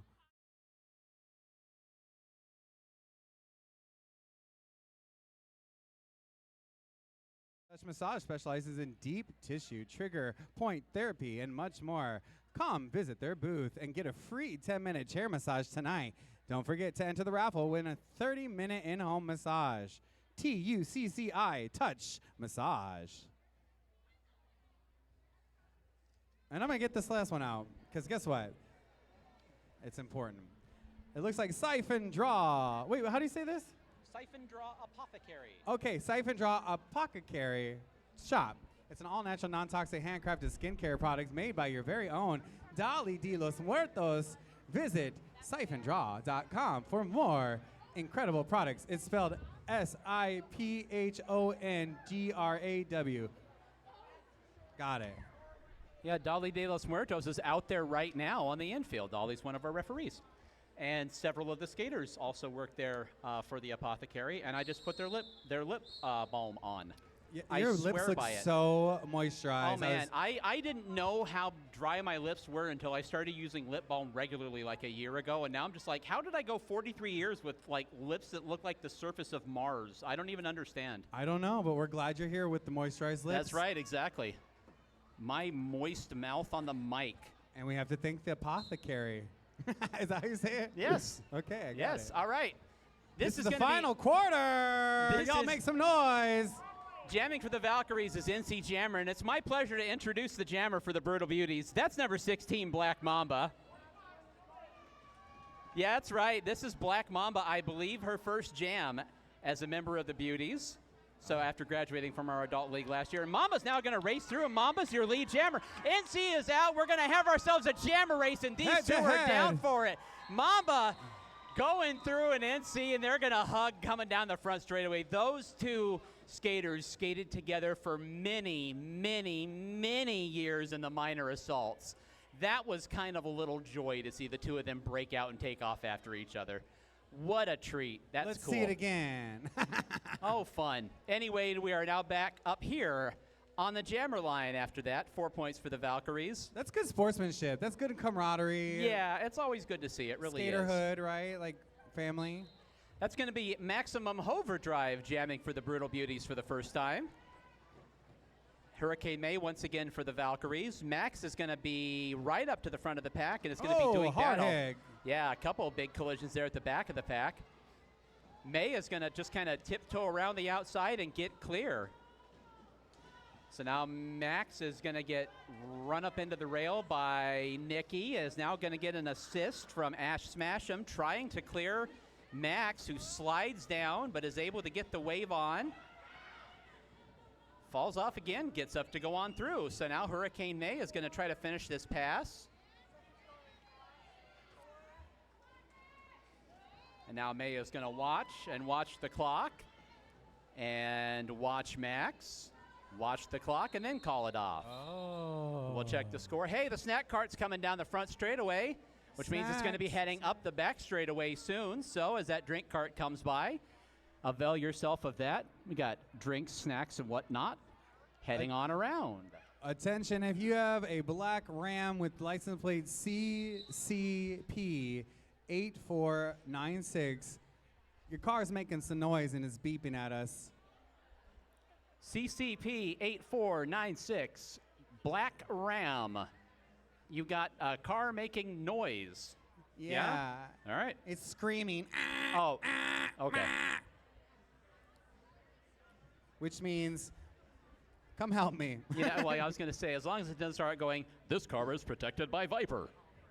Come back after 5 p.m. when customer service is available. Warning, step away from the vehicle. Me moo, me moo.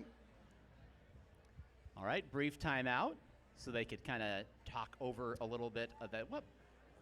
Who's in the next match after this? Well, the next bout is going to be the Bombshells versus the Coffin Draggers. Okay, okay. Yeah. No drag performances at their halftime though. Okay. Okay. I won't be here. It's sad. Yeah. That's all right. Are you doing you're doing a show later? Typically I'm second Saturdays over at Boycott Bar, Ooh. which has Well, been. that's not far from where the freaking after party is. No, not at all. Yeah, the after party, of course, is at Short Leash Hot Dogs, by the way. If you're we usually tout that during the second bout, but you know what? If you're heading home to relax, pop over to Short Leash once, a couple hours if you're not sticking around for the second half, and join us at Short Leash at the after party. But yeah, Boycott's right there, too. So many great little bars right through that stretch of 7th Avenue. We are back to it. It's another power jam at this point for the Doomsday Valkyries, and that's Invader Slim out there to do the power jam. So Slim now heading around and runs up into Novocaine. Nova kind of trying to help to key the defense along in there. Those four defenders right along together at the front. Now Mimi Mahler gets in there and just starts knocking bodies out of the way.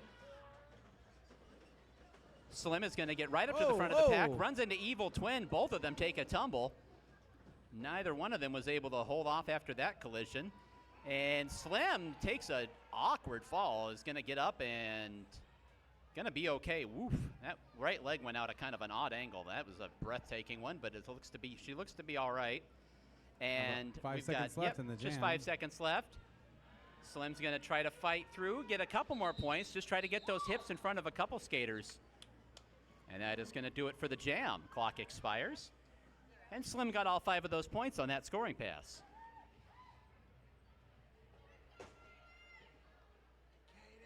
Setting up now is going to be Hurricane May for the Doomsday Valkyries. And jamming for the Brutal Beauties for the first time tonight, that's Gnarly Quinn. Gnarly Quinn. Thank you. I get a wave. So Gnarly Quinn now quickly up to the pack. Gnarly's sister, All of You Die, will be skating a little later on, of course. A lot of family ties out here. That's always a lot of fun to talk about as well. Meanwhile, there we are at the front of the pack. Hurricane May is going to outrun that last blocker and shake clear of Astro Thought.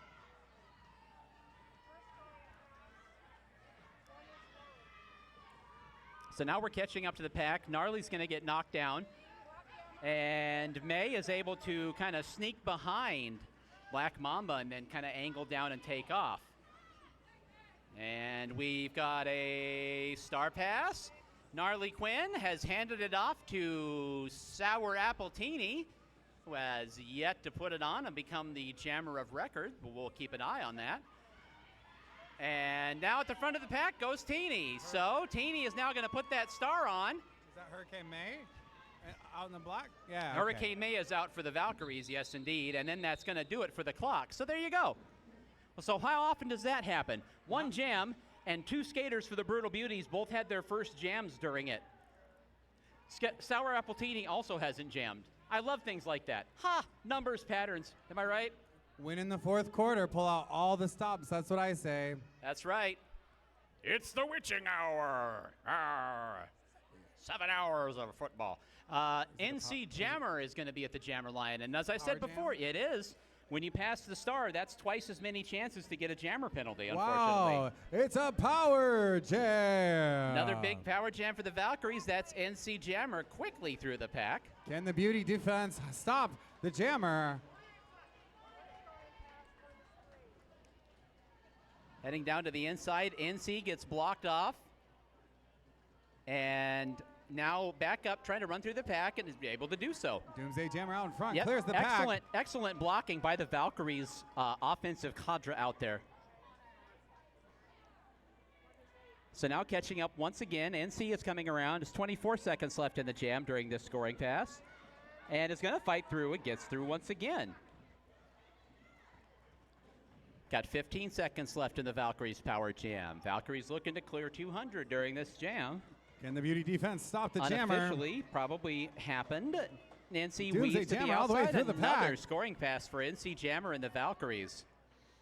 So when there's a power jam and they only pass 3, they get the whole 5 points. Yeah, so they get 15. They get 5 points all 3 times. So they're like invisible points. Yeah, because they get the penalty points at the back of the pack. Yeah, too. because if Yep. they pass the penalty box, they still get the point. Yeah. Got it. Yep. So there we are. So that's 15 for the Valkyries. They have broached up over 200 for the bout. We are at 214 to 50. Right now it is Skeletori versus Hurricane May on the jammer line. I'm just curious, what's the max you can sit in the penalty? Like how many? 3. 3 rounds? Oh, three matches? I'm sorry. How many penalties can you get? Yeah. You can get a total of 7 penalties. You can get more than 1 penalty per jam, but you can get a maximum of 7. Then you foul out. And you have to sit out. You'd have to sit out each time, but if you look at that, I have a score back there. Yeah, exactly. You would hypothetically sit out 7 jams. That'd be the maximum you could sit out. And that's why they don't let me do this, because I would be fouled out every single time. Penalty prone. Yeah. Yeah. We're going to clear the track for a moment. It's going to be an official timeout. That was 4 points of the Valkyries, 218 to 50. Yeah, I'd invent new penalties just by being out there. They'd be like, well, I don't know what you did, but it's illegal. Go sit down. Like, we'll think of a name for it, and we'll think of a hand signal for it later. Get Have a back seat. in the box. That's right. Try again next time. What's the worst penalty you've ever seen given to someone? Is there like a worst, like There's not really. Basically, it's kind of like how, in most sports, like really bad fouls are all just kind of like, get out of here. Yeah. That's kind of like, the worst foul here, I think, is an unsporting conduct or an insubordination. Oh, okay. And that usually means you're, I've seen people get ejected from a bout for being really, for fighting? not even fighting so much as just like, getting heated, getting heated with the refs or yelling, I don't know. Yeah, like don't that. It mess with the refs. They have too much power. People get ejected, and you technically they call it getting ejected when you've picked up 7 penalties. I think of it as fouling out. No, I think the audience really wants to know, like, if you get fouled out, does Nacho Nathan come and take you out and escort you away? Nacho Nathan. Nacho and That's Nathan. right. Got Nacho it. and Nathan, right? But no, like I said, that's how you get a nickname. Now he's Nacho Nathan. And everybody has to call him that was here tonight. Do you have a nickname? No, my nickname's Clofton, I guess. Clofton. Yeah. At least it fits on a shirt. Yeah, exactly. I like that.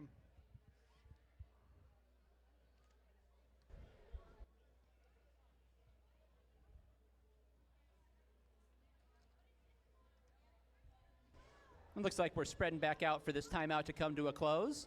And as Freya Hugs blows that whistle, we thought we'd let you know about these regulators. The regulators are all volunteer as well. They help keep our bout going. They take all gender types or lack thereof, in the case of my partner. And you don't even have to skate. You No, could be you don't a have to skate. I was non-skating gonna or a ask that. non-reffing official, right? Okay. So if you want to be involved, and you want to be part of this and help kind of keep the action going, you can talk to anybody in Stripes about joining the regulators. They're always looking for people that want to come and help out. Do you have to wear, like, steel-toed shoes, or can you wear, like, house slippers? No house slippers. No house slippers. Okay. If you could wear house slippers, Freya would. Okay. So I know that must be illegal by that alone. Meanwhile, sliding along the inside is your jammer for the Valkyries, NC jammer. And we've got your jammer for the Brutal Beauties trying to fight to the front of the pack and get around, and is able to do so. Yeah, as the Getting beauty jammer clear. out front, as the lead jammer. That's Black Mamba for the Brutal Beauties. So now NC jammer now towards the back of the pack and is going to call it off. Black Mamba comes sliding in late. Not safe. This is an important reminder to please hydrate. 7 points for the Valkyries. We're under 7 minutes to go here until the end of regulation. Don't forget our food truck is outside. Let me get that name for you one more time. Kin's Dogfellas. Kin's Dogfellas. Gourmet signature hot dogs, beer brats, drinks, chips, etc. Beer brats sound wonderful. Nice beer brat, no bun, grilled onions, brown mustard, Look. done and done. It says Jamaican jerk marinade with natural spices and herbs. Is that true? Oh. Oh, no, okay. This says food truck. If you like to eat, just go eat and then grab something for someone else. And let All us know right, how so we you got liked a timeout there before we get back to it. Oh, it's another challenge. Oh, a challenge! Now what happens? The challenge was from the brides, though, right? Or the wait. Yeah, correct. Yeah, the Valkyries did not have a challenge left, Wait, so the Brutal Beauties have Beauties, challenged. Brutal Beauties. Excuse me. And we got a lot of bees. We got brides, bombshells, Yeah, Beauties. I'm gonna get it. Right. You watch. So anyhow, the challenge, we will find out what it is about in a little bit, if it is another points challenge or not. We'll find out shortly after the coaches do. So, pleasure to be back with you here at the outset of another Derby season. We got another wonderful season planned. You can, of course, grab our season schedule. It's easiest found on social media. You can check us out on Instagram at Arizona Derby Dames. That's where a lot of our stuff is there, season schedule. Set up your times you want to come down and join us. You know that first whistle's at 5 p.m. every time. And our bouts, of course, double headers. And then we've also got our minor assaults are often going to skate. There will, of course, be teams coming to town throughout the season. We've got Roller Rage in January, 3-day bank track tournament for all levels of flat track skaters to join us as well. It'll be the third year for Roller Rage. We've got Chingadera, another tournament for more traditional bank track squads, like the national travel teams. That's at the end of February. So a bunch of wonderful stuff to look forward to in 2024. And the tournament within our league. Of course, yeah. So, yeah, our playoffs, of course, and our championship next May. So many storylines going into that. The Bombshells went from 0-5 to championship runner-up. What a turnaround for them. That was incredible to watch how far they came in just one season. And so really, to watch them do it, all these teams, these teams, the two teams that were bumped out in the playoffs, the Brutal Beauties and the Coffin Draggers, and the team that did make the playoffs, the Valkyries, are all thinking, why not us this year? I mean, the Bombshells turned it around. The Bombshells did a whole season. They didn't win a thing, right? Exactly. And like I said, they turned it right back around.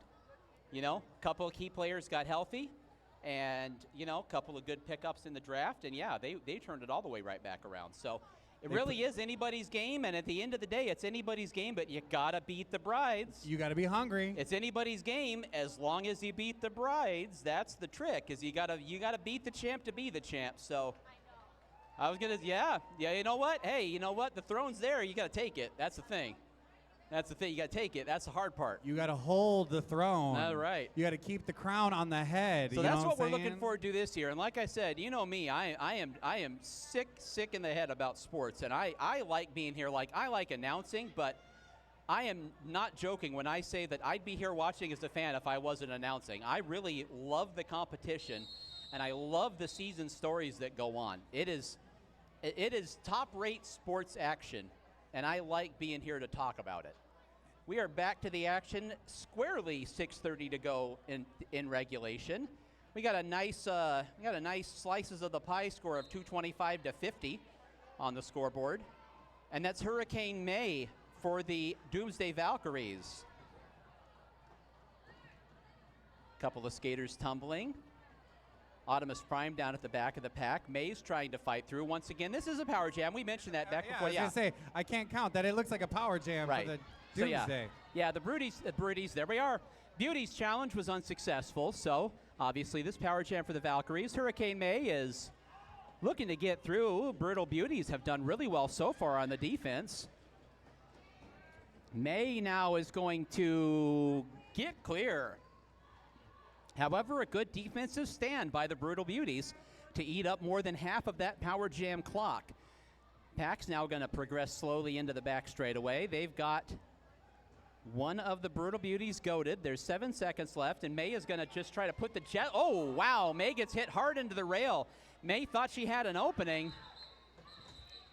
To get clear. An evil twin with authority shut that door and locked it. My goodness. No key available. Do not enter. What a hit by Evil Twin. Absolutely.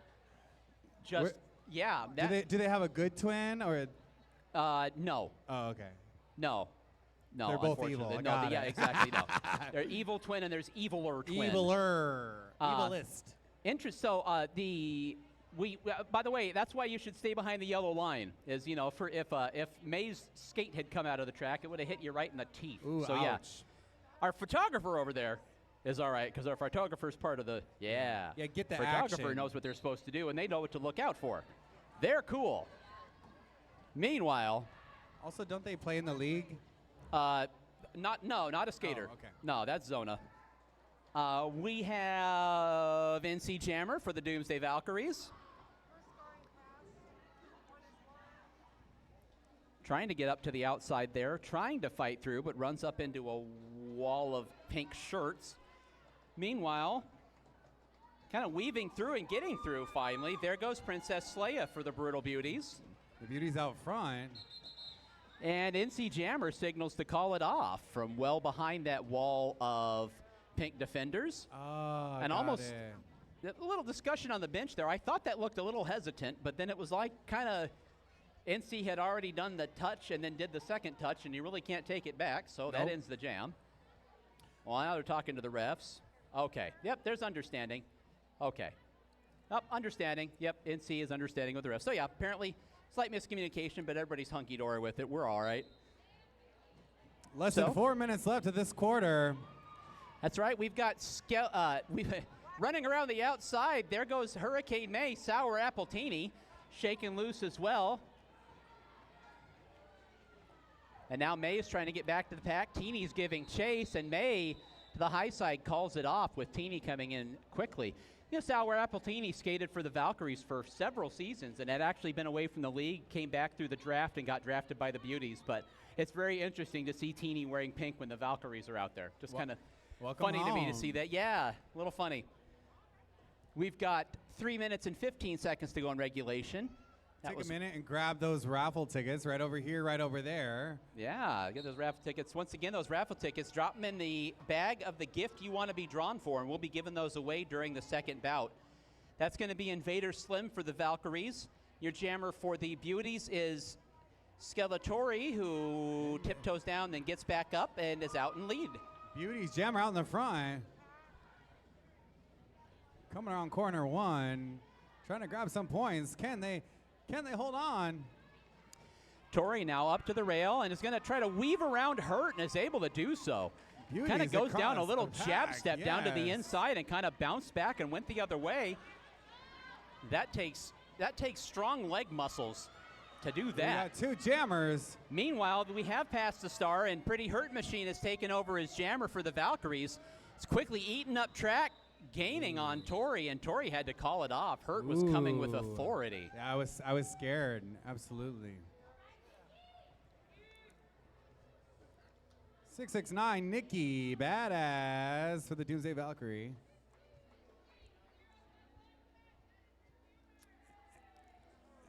Oh, we got a jammer heading down just as I was about to take a breath and say, so it's going to be a power jam for the Doomsday Valkyries. Jam! Valkyrie fans, make some noise!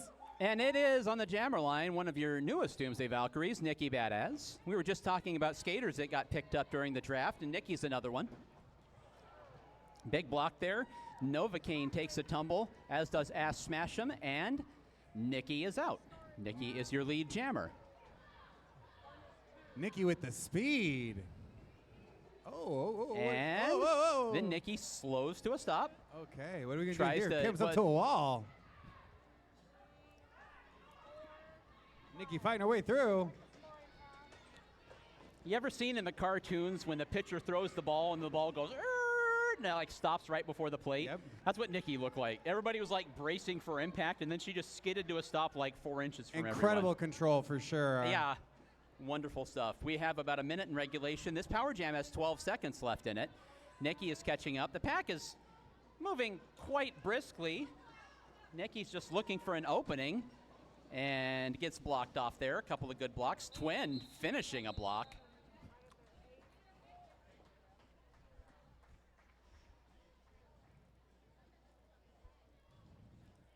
And everybody back to the bench under their own power. We're checking now. All right, we're going to have a brief timeout here. My time. An Your official time? timeout. All right. Whose time? No, regulators are getting together to talk this one over. So there's 30 seconds left in regulation. That was a 9-point jam for the Valkyries. So very likely that we're coming up on our last jam here of the first bout. Oh, no. So you'll be taken off then? Yeah, but I just want to say thank you to the audience. Thank you to all the new individuals that came out to support the Arizona Derby Dames. Well, make some noise for yourself. Get nice and loud for yourself. It's important that we support local things like this so we can thrive and also bring back some really awesome entertainment. So thank you Yeah. for having me. No, I'm always big about saying at the end of bouts, thank you for supporting live, independent, local entertainment in the Valley of the Sun. I say that whenever I host a show at my theater. I say it whenever I'm here, and I mean it. It means all the world for you to, you can spend your entertainment bucks a lot of places. There's a lot of places where you can just go dump $1 into something and go, well, that was fun, and then not really enjoy it. Thanks a lot for choosing to come out here on a Saturday night and help support us, and we just want to make you feel like you had a good time too, you know what I mean? What is it? Live, local, what's your spiel? Live, independent, Thank you. local Live, entertainment. independent, local entertainment. in the Valley of the Sun. In the Valley of the Sun. I've Live, been local 15 years closing my theater entertainment shows in the with Valley that. of- Live, independent, local entertainment, Okay, LILE. Slow it down. Yeah, Live, local, independent. Entertainment. Entertainment. in the Valley. Valley of the Sun. Yeah. Oh, gosh. Got it. Yeah, Oh. I love That's why it's doing that. yours. That's why it's yours. Big fan of that. Yeah, it absolutely is. It makes all the difference in the world to have all the fans here and have the bleachers packed like Yeah. this, and then have people tuning in on the live stream too. We really appreciate it. 30 seconds to go. NC Jammer and Bitch Please for the Brutal Beauties. And it's an all-volunteer league. Everybody that you see is volunteering. That's the truth too. NC is going to get out, and looks like they're going to be trying to run the quarter clock down. Bitch, please knock down to the inside. NC's watching the clock on the wall. 34 seconds on the jam clock, 3 seconds on the quarter clock. We're going to finish this match. And NC is going to call it off now that the quarter clock has expired. So we will check on the prevalence of penalties. As you know, we could have a penalty jam. What's that?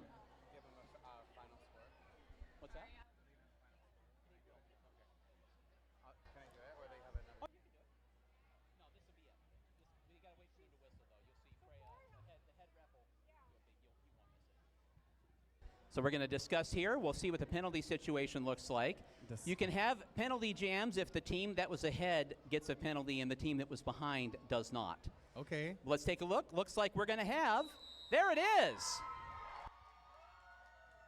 Is that the call of the match? Yeah. And that is the end of the match. The winners are Doomsday Valkyries 242, Brutal Beauties 55. Valhalla call. Get nice and loud for your winners tonight, the Doomsday Valkyries.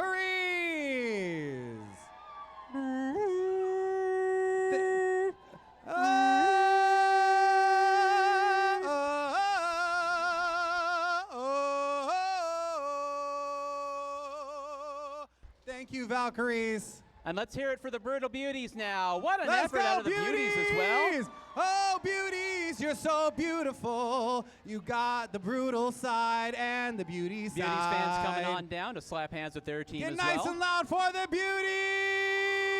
Beauties. What a hard match. Great job, everybody. Cheers, cheers, cheers, cheers, cheers, cheers. You better keep fighting this season, Pink. You better keep fighting, Beauties. All right, that is going to bring our first bout to a close. We are, wow, you know what? We are right on schedule, aren't we? Next Right bout is on going to start at 7:35. 30 short minutes from now, we will bring you the team introductions for our second bout of the evening, the Coffin Draggers versus the Bombshells. Gabagool, thank you so much. It's been my pleasure. Thank you you for being alongside me. Wonderful, wonderful, wonderful to have you here as well. All right. Are you going to do your sign-off, or do you want me to do my sign-off first? Okay. I'm Gabagool. Thank you for being here. It's my honor to be a part of the Arizona Derby Dames. And my co-host, do your sign-off. Do your sign-off. All right, we'll be back in a bit. Woohoo!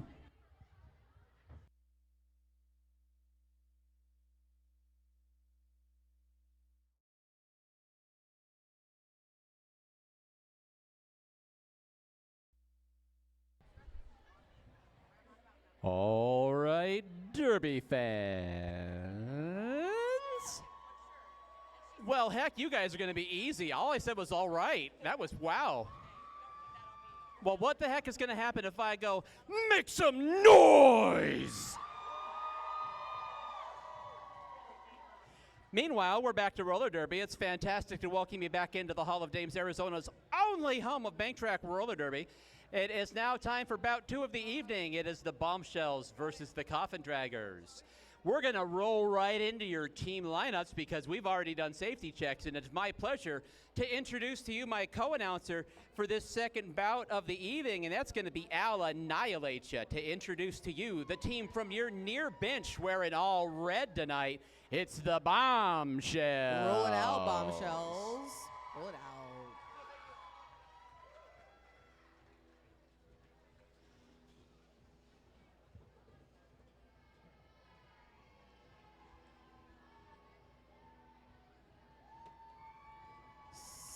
Skating for the Bombshells tonight.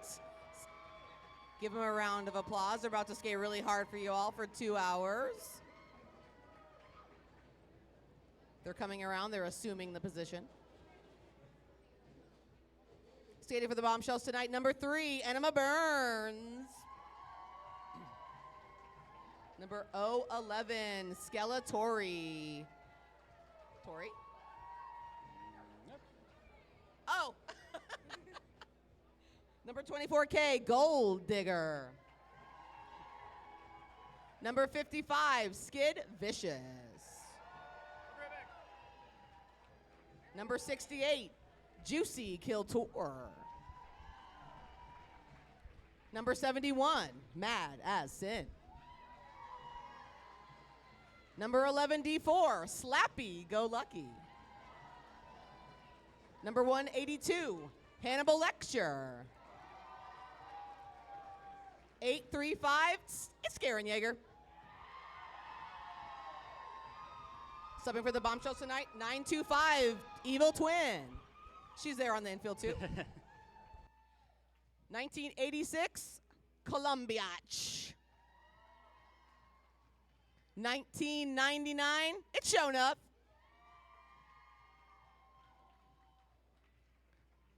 $2011, Colette Razorcat. And captain of the Bombshells, Impaler Swift. Coaching for the Bombshells tonight, Rough Rider and Tornado Alley.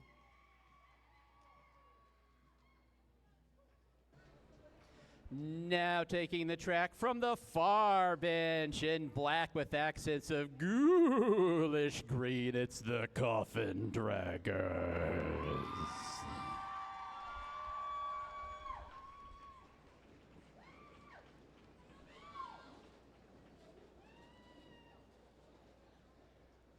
Lining up on the front straight for the Coffin Draggers tonight. Number 12, Maximum Overdrive. Number 13, Hugs and Stitches. Number 23, Murder Mittens. Number 26, Venus. Number 30, Zora La Bruja. Number 070, Invader Slim. Already in black, already ready. Number 73, Shirls. Number 96, Olive You Die. Number 300, Dolly Spartan. Number 666, Strange. Number 710, Mofasta.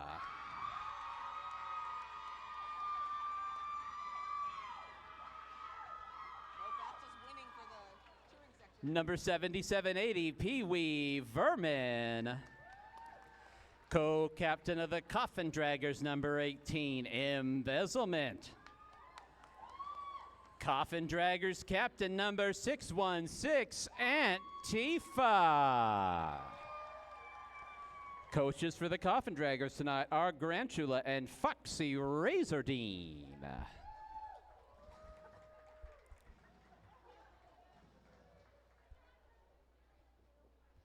All right, so we are for our introductions. We are just about ready to get things underway. Regulators are getting up, getting ready to go. Fantastically exciting first bout this evening.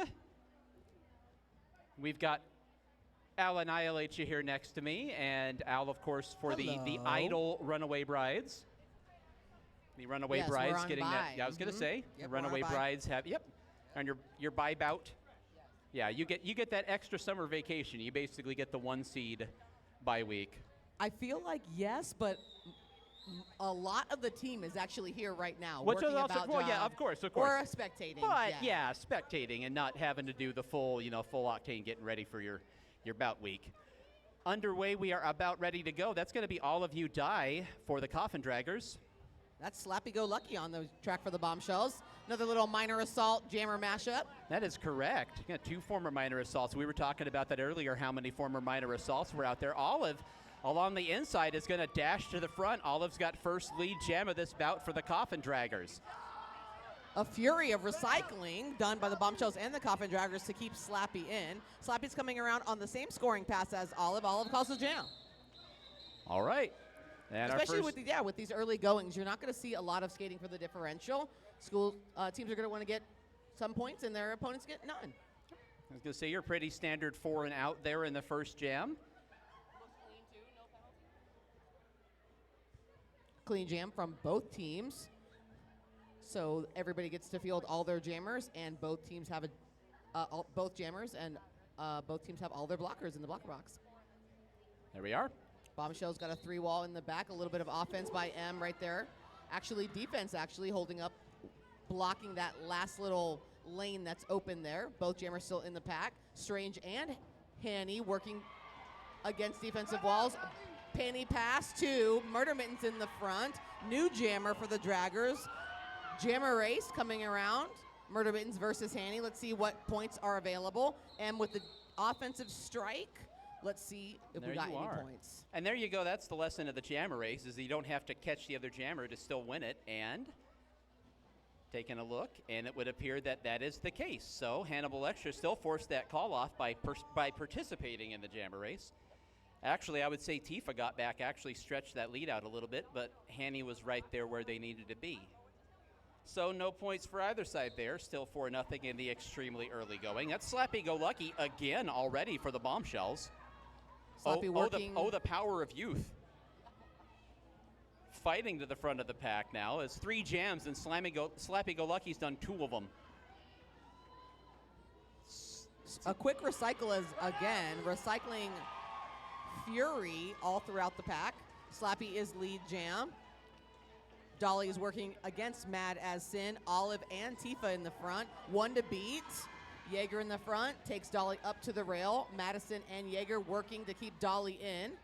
Slappy working on her first scoring pass in the back. Strong defensive wall from the Draggers.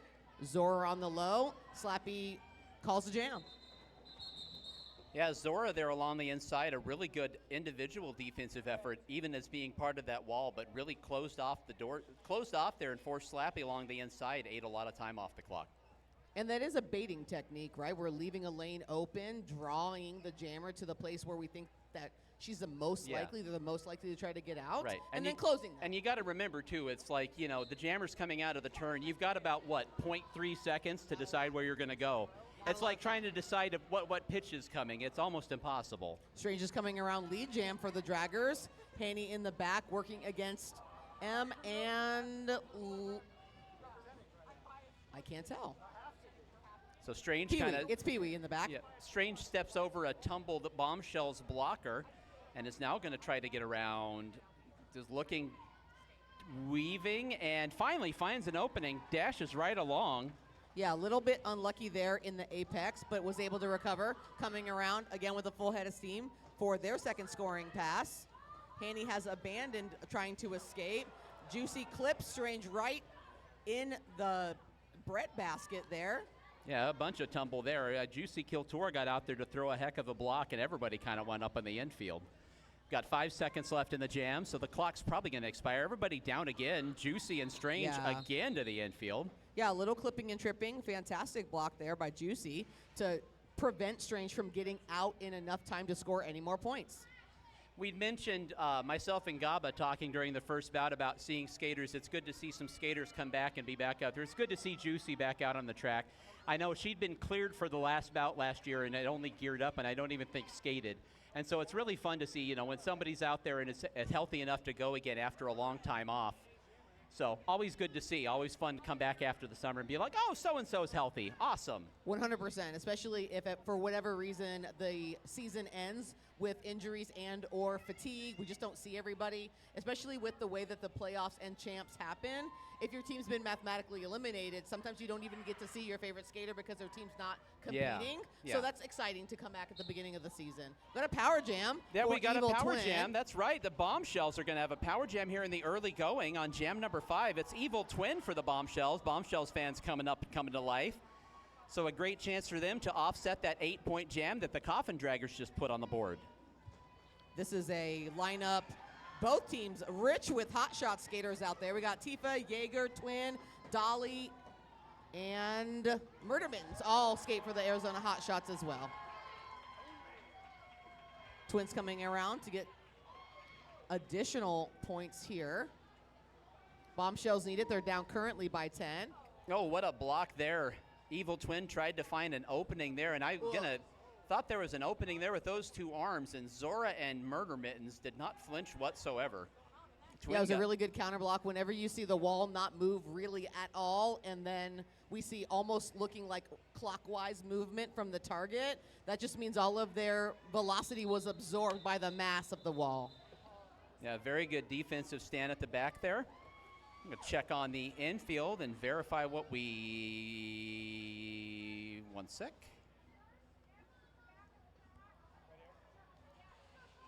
So we have revving points being confirmed with Streak and the Eyes in the Sky up here with me and Clifton. 5 points for the Bombshells. I just have to take a second, and I have to call out Meryl Streak while she can't hear me. Meryl Streak comes up either as an infield jam ref or as an eye on the sky behind me, like Ed Hockley. Streak comes over and clarifies everything. They passed this person, but this person, and didn't pass this person, and that's why it should be 4 points. And basically every time everybody's like, oh, okay. It's like listening to Ed Hockley read off like a penalty in the NFL. It's a thing of beauty, and I love Streak. Hey, Back to the action. We like a detail orientation queen. We love it. Right. Toys coming around lead for the Bombshells, calling out for a team to skate forward. Calls the jam before Stitches arrives and can score any points. So Skeletori, I also figured out, by the way, while you were reading the roster, you may not have seen this. The reason Skeletori wasn't out there is because they were finishing her number. We like to cut it close here. Yeah, there you go. AZDD. I was gonna say that's true production of Derby right there. Which is, hang on a second, she's over here getting her number put on. We're DIY here at Arizona Derby Dames. We're gonna get it done. So we have on the jammer line again. We have some lineups being switched out. Skid has taken the helmet panty. Yeah, from there we go. Now we're into Slappy. another Looks like power jam. Power jam for the Bombshells. That's yep. right. So Skid comes over. They're going to put their Power O out there. You saw them pull down Slappy Go Lucky and swap out for Skid. Looks like there was an illegal block of some kind that pertains to 4 or 5 different actual penalties, but they don't put the actual IB up there, so we don't know what it is. But Skid's coming around, as she tends to do. Bully jammer style on the high side of turn 2. Tries to cut down underneath Tifa. Tifa is successful at hitting her into the infield, but she was out of play. Skid coming around for her first actual points. Bombshell wall in the back. 1 point for Skid with Venus. Working on the rest there. Trying to get out, trying to push the rest of the dragger wall out of play. Pack comes back together because of a split pack. Skid's coming around with 20 seconds left to score. Switch is working on Venus in the back. Bombshells are planning their next offensive strike. We should see some hitting here. Madison comes in on that dragger wall. And Skid pushes the rest of the draggers all the way out to the front of the engagement zone. She will most likely be awarded those points as well, as the draggers were likely out of play in the front. All right, we're going to be looking at, I'm sure, a big offensive output for the Bombshells. Hey, it's a 10-point power jam for the Bombshells. Lead change. Sip your fizzy liquid. Like Diet Mountain Dew. Mmm, delicious. It's a fantastic jam by Skid. It was a good swap out there. Maybe they have a set power lineup. Yeah. And that's why they went ahead and made those switches. Strange jamming for the draggers. Who is that? It is Hannibal Lecture up there. Hannibal Lecture up there for the Bombshells. Yeah, up to the front. Strange now racing to the outside. Is just trying to fight past. Almost down to the inside and slipped off. And there goes Hanny, kind of slingshots out of there. Big move by Hannibal Lecture to get clear of the pack right down Main Street. Strange now out and on the pursuit. Strange can make up some ground too. So Hanny now is going to weave through. Hanny gets blasted off the track. Here comes Strange. Strange takes a huge hit. Stoppage in play. We're going to make sure everybody's okay. Strange gets up. Everybody is back up on all 8 wheels and heading back to the bench. My goodness, that was a couple of violent collisions. Wowzers. Yeah, we had people flying all over the place. Yeah, I'm glad everybody got through that one all right. We ended up with 3 points for the Bombshells and 1 point for the Coffin Draggers. And a Bombshell Power Jam. Wow, just all kinds of chaos. All right, it's a Bombshell Power Jam, and this time Slappy Go Lucky gets to do it. Here we go. There you go. Slappy usually No, likes... that's Dirty Carry. That is no, Slappy. it's Slappy. You're right. You're right. Sorry. Slappy usually likes agility and elusive jamming. Yeah, very much so. And tiptoes through around the outside and is out already and clear with 48 seconds left in the Power Jam. really uses her superior speed control and lateral movement to get around opponents. Not so much power most of the time. Yeah, running around to the outside, gets right by, and like you said, just long running strides. I've always been struck by like how much ground Slappy can cover with just looking like they're barely moving. Like you've said before, I think I've mentioned that, you said conservation of energy. Fighting through again, the Bombshells bench and crowd coming to life here in the later parts of the first quarter. Slappy coming around for additional scoring. Jaeger Slappy making now. sure that that last line of defense in Stitches in the front is neutralized. Slappy did get caught up in the back by Tifa. Bombshells working to keep the 3 dragger blockers apart. It's a successful jam for Slappy. That'll be a big power jam once again for the Bombshells. We're going to wait for the score now to come up from the infield. 13 points for the Bombshells on the power jam, and we're going to have a team timeout. Coffin Draggers are going to take the old momentum stopper timeout to try to staunch the bleeding just a tiny bit. Yeah, there's a lot more successful 10-point plus power jams as we've moved through. Yep. So if you are new in the crowd, that power jam does allow for an offensive, we'll call it advantage, played by one team. Only one jammer up there. That means only one team can score. And in general, we're looking for 10 points or more. So that can swing momentum. It can win games. It can just make everybody feel like they're playing well and having a good time. So they are really impactful to Bank Track Roller Derby. Hey, we wanted to let you know once again, our medics tonight, we talked about them earlier. It's Nacho Mama and Nacho Nathan down there on the infield. And we wanted to say again, Nacho Mama came up here and let me know if I could mention it again. We are looking, during the league, we're looking for medic volunteers. We have to have 2 medics out there in order to hold this live sporting event. We do have to have them out there. And we always like to say we hope they're never called into action and they just get a really great seat for 4.5 hours. However, we're desperately in need of more medics this season. If you are a nurse, an EMT, or a doctor and would love to help us out and possibly just sit on the infield for the whole bout and watch it and get in for free, look us up, talk to Nacho Mama from the infield, or talk to anybody involved with the league. We can put you in touch with the right people. But yeah, you could really help us out. Like I said, we got to have somebody down there, a licensed medic, for us to have these bouts, and we are in need of volunteers. We got Murder Mittens on the jammer line for the Coffin Draggers.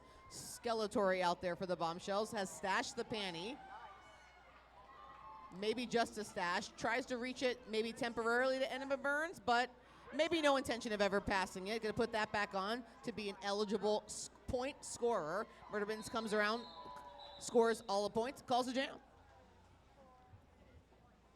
So it seems like most of the people here are familiar with the league already, and I just figured to mention, you may have seen some skaters out there, like you've heard Evil Twin's name. Skeletori, of course, out there, your co-captain for the Brutal Beauties. And you do see some skaters that will sub in and help the other teams field the full roster occasionally. You mentioned that earlier. There's also a pool of skaters that'll come up, you know, rookies that haven't been drafted yet, things like that. Just to explain why you do see some skaters skating for another home team. And it's all love. Everybody wants to help the bouts go off, you know. Speaking of which, there's one of them. That's Evil Twin, now skating for the Bombshells. And is out there and is clear on this jam for them. Runs up into the outside. A really nice move by Twin to like take a low fake and then move to the outside. Zora was just able to prevent it from actually being successful. Zora still working against Twin on the high side. Zora and Vermin working together. And there we've got the Coffin Draggers have passed the star on to Dolly Spartan, and Dolly's going to get out for them, And which Twin calls causes a Evil jam. Twin to call it off. So we're seeing what I would call pretty standard lineups and box position as well. Close bench, which is over here where the Bombshells are currently playing from. A 3-wall of defense in the back. They're not always all defense. We'll say a 3-wall anyway. A 3-wall in the back there. Mad as Sin on the jammer line. And it's another power jam for the Power jam for Bombshells. the Bombshells Bombshells. have made great hay with these power jams in the first quarter, and they've got another. Mad as Sin down to the inside. Working against Stitches and Murder Mittens in the front. New season, new name for Mads. Blocked down again. I laughingly chuckle and joke. It went from Madzilla to Mads Incognito. Now Madison, which is also Yes. very good. I like that name as well. Mads, anyway, tries to get by, spinning kind of takedown there. Tries to get clear, trying to fight through, past those blockers, and gets routed off to the infield. Close, very close to pushing those last blockers out of play. Was unsuccessful. Mads Getting her bearings and seeing what she can do with the time that's left over. Still not out on her initial pass. Dragger's very successful in shutting this power jam down. Absolutely. Dragger's playing very solid defense as that jam clock is just going to tick off. So now that's the third power jam for the Bombshells, and that's the first unsuccessful one. So there you go. Draggers fans, let's hear a cheer for defense. Make Al happy. There we go. Excellent defense that time by the Draggers, and just 60 seconds off the clock. All right, so we have Olive on the jammer line and Hannibal Lecture for the That's Bombshells. right. Yep. Under a minute to go in the first quarter. It's 38-17. 38-17, the Bombshells in front once again. That's largely on the back of 25 points off of 2 power jams. We're going to have an OTO be called. It would appear that way. So Yeah. we're going to discuss over some of the penalty actions and figure out just what's going on with that. We'll be back to the action in just a moment. Once again, 39 seconds until the first quarter break, 38-17 Bombshells. Yeah, it looked like the regulators just want to make sure the right number of people from each team were going up in the next jam. So they're going to take a few extra seconds just to make sure that the lineup and team numbers are correct before they blow that whistle. So don't forget, we've got our food truck outside. You can grab yourself some food either during this quarter break or during halftime. That's the Ocho Rios food truck. Smells wonderful out there. I heard reggae music coming from it. It looks very Jamaican. Didn't wander over there because, again, I get hungry when I go buy food, and I want to eat. And I cannot eat because then I'd be hiccuping on the mic. Nobody likes that. Do they have beef patties out there? Yeah. Do they have cocoa bread out there? What's that? Do they have beef patties out there? I would hope they do. I would have to believe they do. It sounds fantastic. That's your option outside. Also wanted to mention, hey, don't forget the voter registration table is here tonight. Be sure to stop by that if you've got a second. You can check in. You can check in on how to register to vote. Check to make sure you're still registered and didn't get purged. Take a second to do that tonight. Back to the action. Jammer race breaks out. Hannibal Lecture calls it into it. Both of them got out about the same time. Hanny a little bit in front and just went ahead and called that one off. Speaking of voting, we're getting our mail-in ballot information in the mail, so we're getting tight. So if you aren't registered to vote and you are interested check in on that as soon as participating possible. civically in the election coming up, visit our voting table before you leave. Jaeger on the jammer line for the Bombshells. Looks like Strange out there for the Draggers. Everybody temporarily caught up before the end of the straightaway, but Strange is out lead.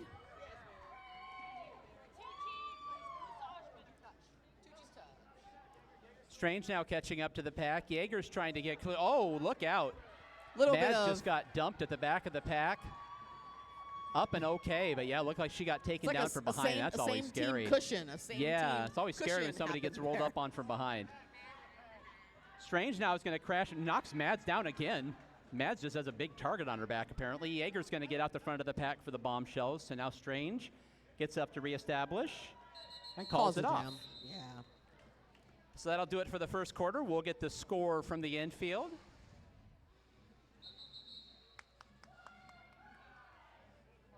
Ends up being an 8-point jam for Strange to close things out with the Coffin Draggers in the first quarter. So your score as we head into the quarter break, Bombshells 38, Coffin Draggers 25. We got a prize to give away. If you're looking to win the first things first, we got a merch toss. Merch toss. If you get one of these merch toss balls, head over to the prize table. Down that away. That's right. You know you're doing it.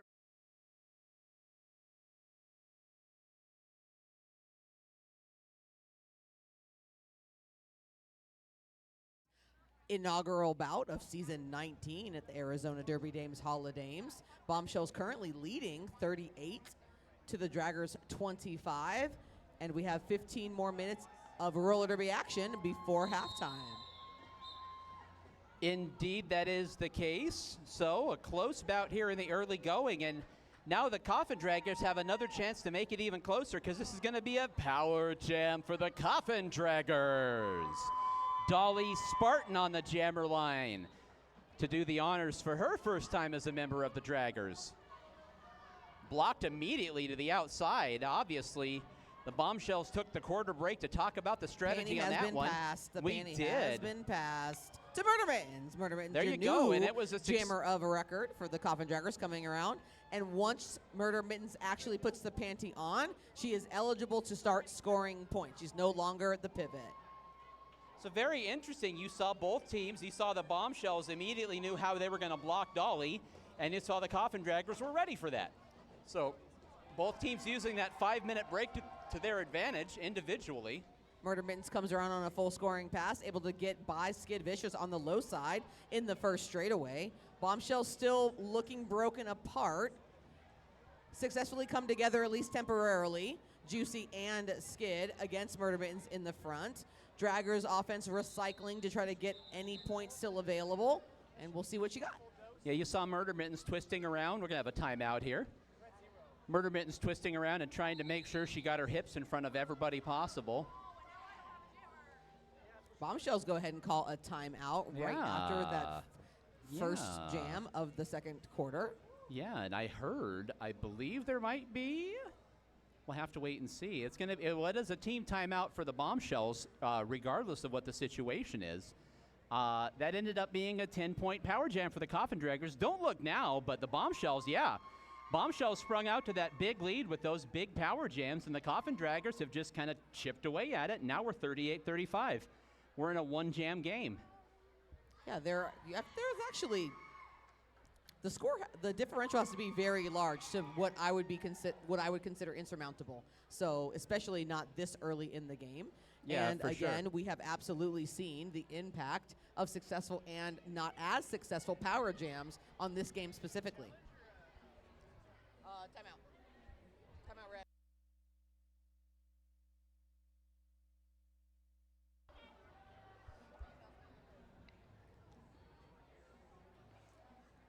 And now we've got a challenge. I knew that's what was coming. There's only one reason Freya's walking up on the track to blow their whistle again after a timeout has ended, and that is to issue a challenge. So the Coffin Draggers are now going to challenge. I'm going to guess that is to challenge the jammer penalty that was about to award the Bombshells a power jam. If I were a gambling man, which is now legal in most states. So we are now looking at the infield. We've got your assistant bench coach Tornado Alley wearing the official badge of assistant bench coach Courage, aka a walking boot. I hear a cheer, probably from somebody else wearing a walking boot. Where's Honey Trap? I know Honey Trap has a walking boot on. Yeah. Honey Trap's right over here in this riser. Right there, yeah, exactly. Yep. Well, I was comparing it. I'll have a walking boot the rest of my life, so we're comparing our boots. Anyway, so a challenge. That'll give us a second to look back at some of our sponsor mentions. We said, of course, again, don't forget the Ocho Rios food truck is outside. You can slide out there and get yourself some food during one of our breaks or during the action, I guess, if you want to. We also want to mention our raffle is still going. We'll be giving away those prizes as the evening progresses. You can still buy tickets and still drop them in the bags of the prize you'd like to win. Those tickets are $1 a piece or 6 for $5. We, of course, want to remind you about the after party that is coming up after the bout. That's why it's called an after party. It's the party that is after. And it is going to be at Short Leash. Short Leash is right there next to where the after parties used to be at Boycott, next to where the after parties used to be at Stacy's. They're all kind of right there in that little neck of the woods. And it's real convenient because all those places are like 30 seconds from home. So whenever Freya's done at the after party, they just like text me. I'll just roll off the couch, come pick them up, go back home. Wonderful. Don't even have to go out on the major streets. It's great. So yeah, let's keep having the after parties right next to my apartment because me personally, that works out wonderful. Meanwhile, the challenge is wrapped up there. So we'll get a word on what it was momentarily. Yep, we have team representatives from each there talking to the head ref, Mama Seidel out there. So we have Allie representing whatever it is the Bombshells wanted to talk about, and Tifa representing whatever it is the Draggers wanted to talk about. And then looks like the decision was made. Upheld. Upheld. Upheld, yeah. So you'll see the regulators make a C like this for challenge, and then they'll go ahead and flip that over to make a U for upheld. Okay, thank you. You're welcome. I happened to read that. Yep. So challenge was upheld. Obviously, that was the. Oh, that's right. I must have correctly guessed it at the outset. Yes. Hey, that's why. See, I'm never right, so I don't know what happens when I'm right about something. Like when that actually happens, like then it's just like, wait a second. I usually somebody's told me I'm wrong by now. Meanwhile, it is in fact a power jam. They were challenging the jammer penalty, were the draggers, and it's Slappy Go Lucky out there who had a very successful power jam in the first quarter with 15 big points. Stitches is unwilling to let Slappy get away, working one-on-one there in the back of the pack. It's been doggedly following Slappy since the beginning of the jam. Slappy working against that last blocker, and all of you die in the front, and is coming out on her initial pass. 30 seconds have elapsed already, so half the jam is already gone, leaving Slappy not as much time as she probably would have wanted to score points in these impactful power jams. Coming around to a wall of friendlies. Skid working on all of you die. Slappy working one-on-one versus Tifa. And now a recycling Dragger's Wall. All of you die, and Stitches up there as well with Tifa. Trying to complete this scoring pass as she is now out of time. All right, that'll bring an end to that power jam for the Bombshells. Slappy does get all 5 of the points on that scoring pass. But a good defensive effort by the Coffin Draggers to keep it to just 1 scoring pass for Slappy Go Lucky, given Slappy had a relatively easy time getting 3. So now lining up for the next jam, and that's going to be Hannibal Lecture for the Bombshells. And Murder Mittens already stashing for the Draggers, passing it directly to Strange on the high side. Skid initially successful. Enema Burns also gets a piece, but Strange coming around lead jam. Haney still caught in the pack in the back. We just had a star pass, and then Strange went into Skid, and Skid got knocked over so hard. Strange just delivered the wickedest shoulder of the season so far. I mean, I know the season's been young, but that's going on the top 10 list at the end of the year. That was a heck of a hit. Also, just a well-timed, yes. scientific collision yeah, that one of happens those because of track things, dynamics, right. 100%. Meanwhile, Strange out, scoring pass completed. Hannibal Lecture now out as well, so Strange is checking over their shoulder. Looking, runs into Gold Digger and calls it off. Strange calls the jam. Mo Fasta's club up there wants to see more from Mo Fasta. Okay, we have Olive, You Die on the jammer line for the Draggers, and we have Evil Twin for the Bombshells.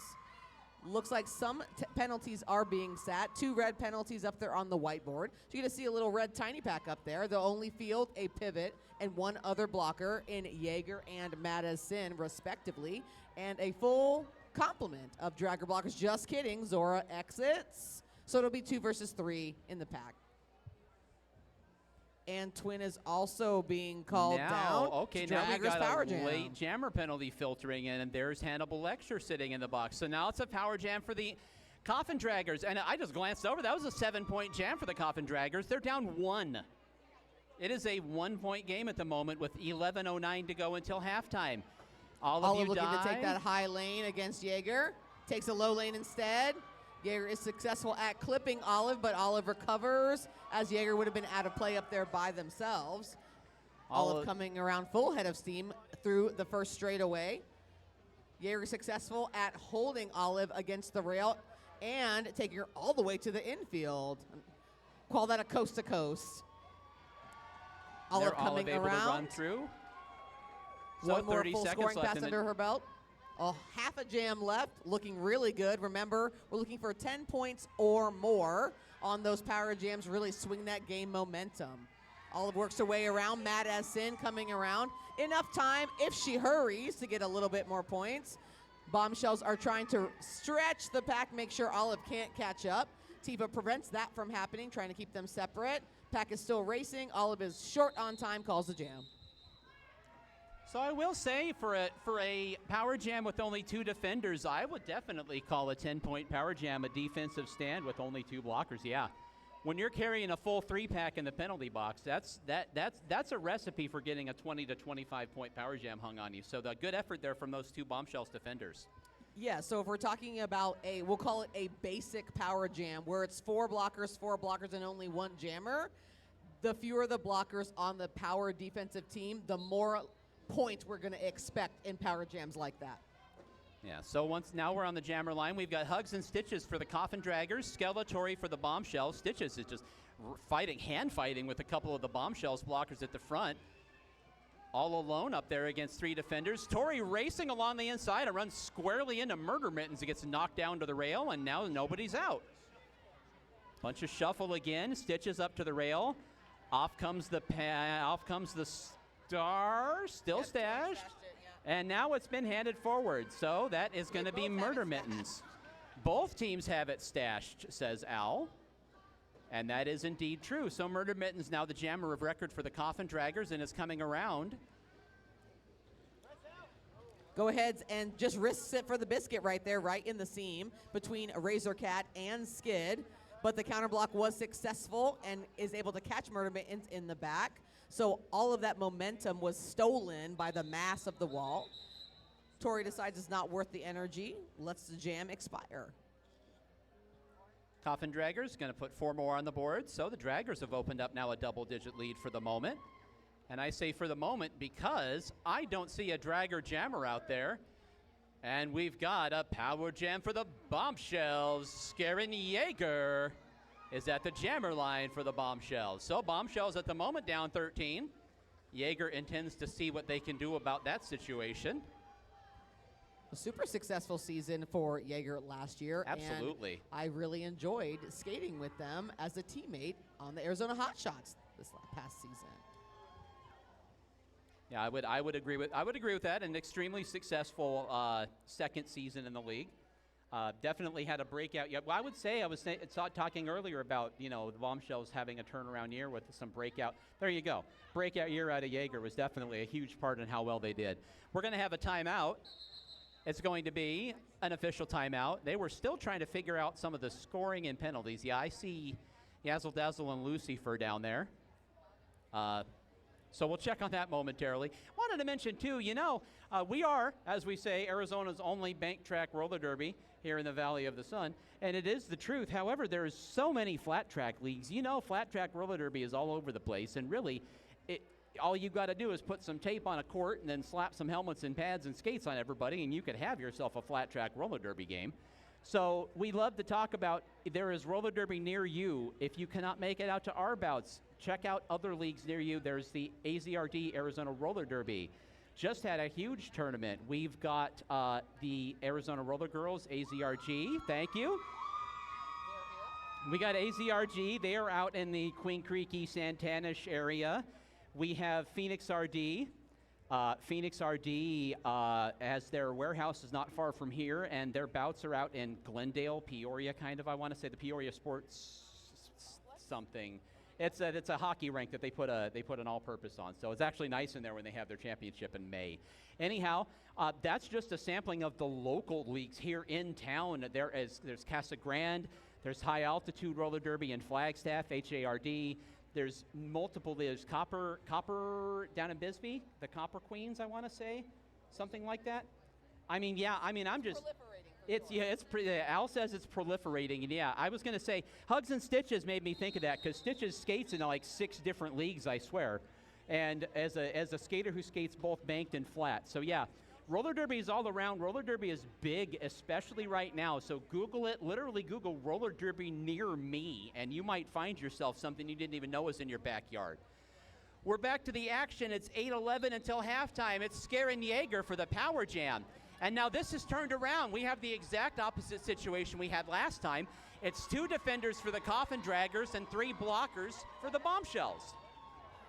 So let's see what the Bombshells can do now. They're definitely going to try to shrink up that little bit of a point discrepancy.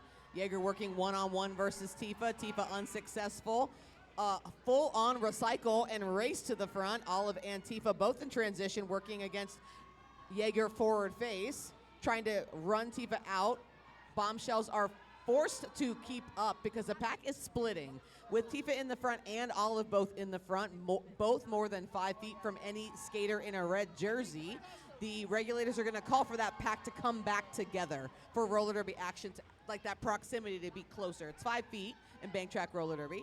Jaeger coming around for an additional scoring pass. 5 seconds remaining. Goes ahead and passes everybody. Calls a jam. I was about to say, what an interesting statistical opportunity to review the fact that, let's see, the last time when it was reversed, the Coffin Draggers got 10, and this time the Bombshells got 10. So yet another good defense, and you saw that, like you said, it was a different strategy that time, was them playing keep away and keeping the pack moving. Yes. Also worked. So there you are. So now we're right back to the Coffin Draggers being in front by 3, 56-53. And usually during a power jam, that's the one of the only times the defense wants to go fast. Right. Strange working on the high side. Yeah, big collision against down Razor there. Cat and Tori. And Gold Digger there in the back, successful at keeping.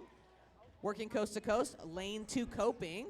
Strange coming around, had it stashed, but is now again the same jammer of record for the Draggers coming around score on their first scoring pass. Haney still working against Murder Mittens and Stitches and Pee-wee up there in the front. Strange caught up at least temporarily. Rail spin coming around with a little lateral trying to get out on the coping. Takes the high side instead. Has 14 seconds left to see if they can score any additional points. Haney's still in the pack. I hear Red calling for a wall. They want to make sure that Strange is neutralized if possible, preventing any additional scoring points, but they are unsuccessful. So a little bit of clumsiness, a little bit of mess right there before the blocker box, and that allowed Strange to sneak out the rest of that scoring pass. So another 10 points for the Coffin Draggers, and just all of a sudden we got points raining down on us like crazy. Definitely all of a sudden offense is what's going.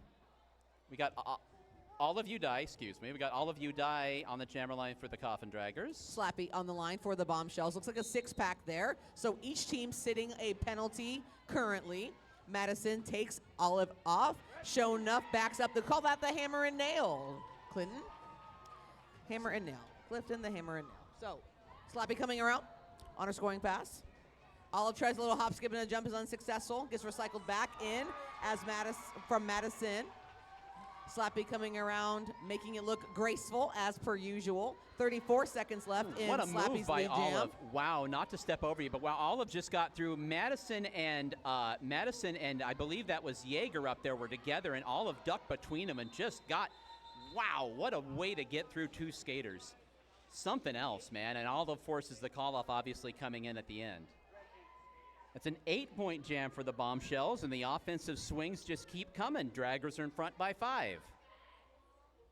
Yeah, just an excellent way for Olive. Just kind of slipped through. You thought there'd be no way and managed to even get one of them to fall. Actually got 2 skaters give them the okie doke at the same time. She is an interesting combination of try hard and can do. That all of you done. The feats of skill that I see skaters do out on the track on a regular basis just blow me away. It really is amazing to see some of the things that people can do at the speed they do it, at the angle they do it. It's nutso, and it doesn't make any sense for my physics-related brain. Meanwhile, we got Skid on the jammer line for the Bombshells and Murder Mittens for the Coffin Draggers. We're sorting it out. Does everybody look ready still? There we go, yeah. Again, panty off immediately. And Skid right along the inside. Yep. Skid went right down Main Street and is out and clear. That looked like a planned star pass. Bombshells it was telegraphed just a little bit, and they were able to obviously lock it the down in the Bombshells were back. completely ready for it because now you've got Strange pinned at the back of the pack with the star. And Skid has not working. yet put it on. It was already passed to Strange. At the front of the pack, Skid fighting at the front of the pack. You can hear the Bombshells contingent coming alive there as Skid fights through the defense at the front of the pack from Dolly. 20 seconds left in this jam. Panty pass unsuccessful for the Draggers.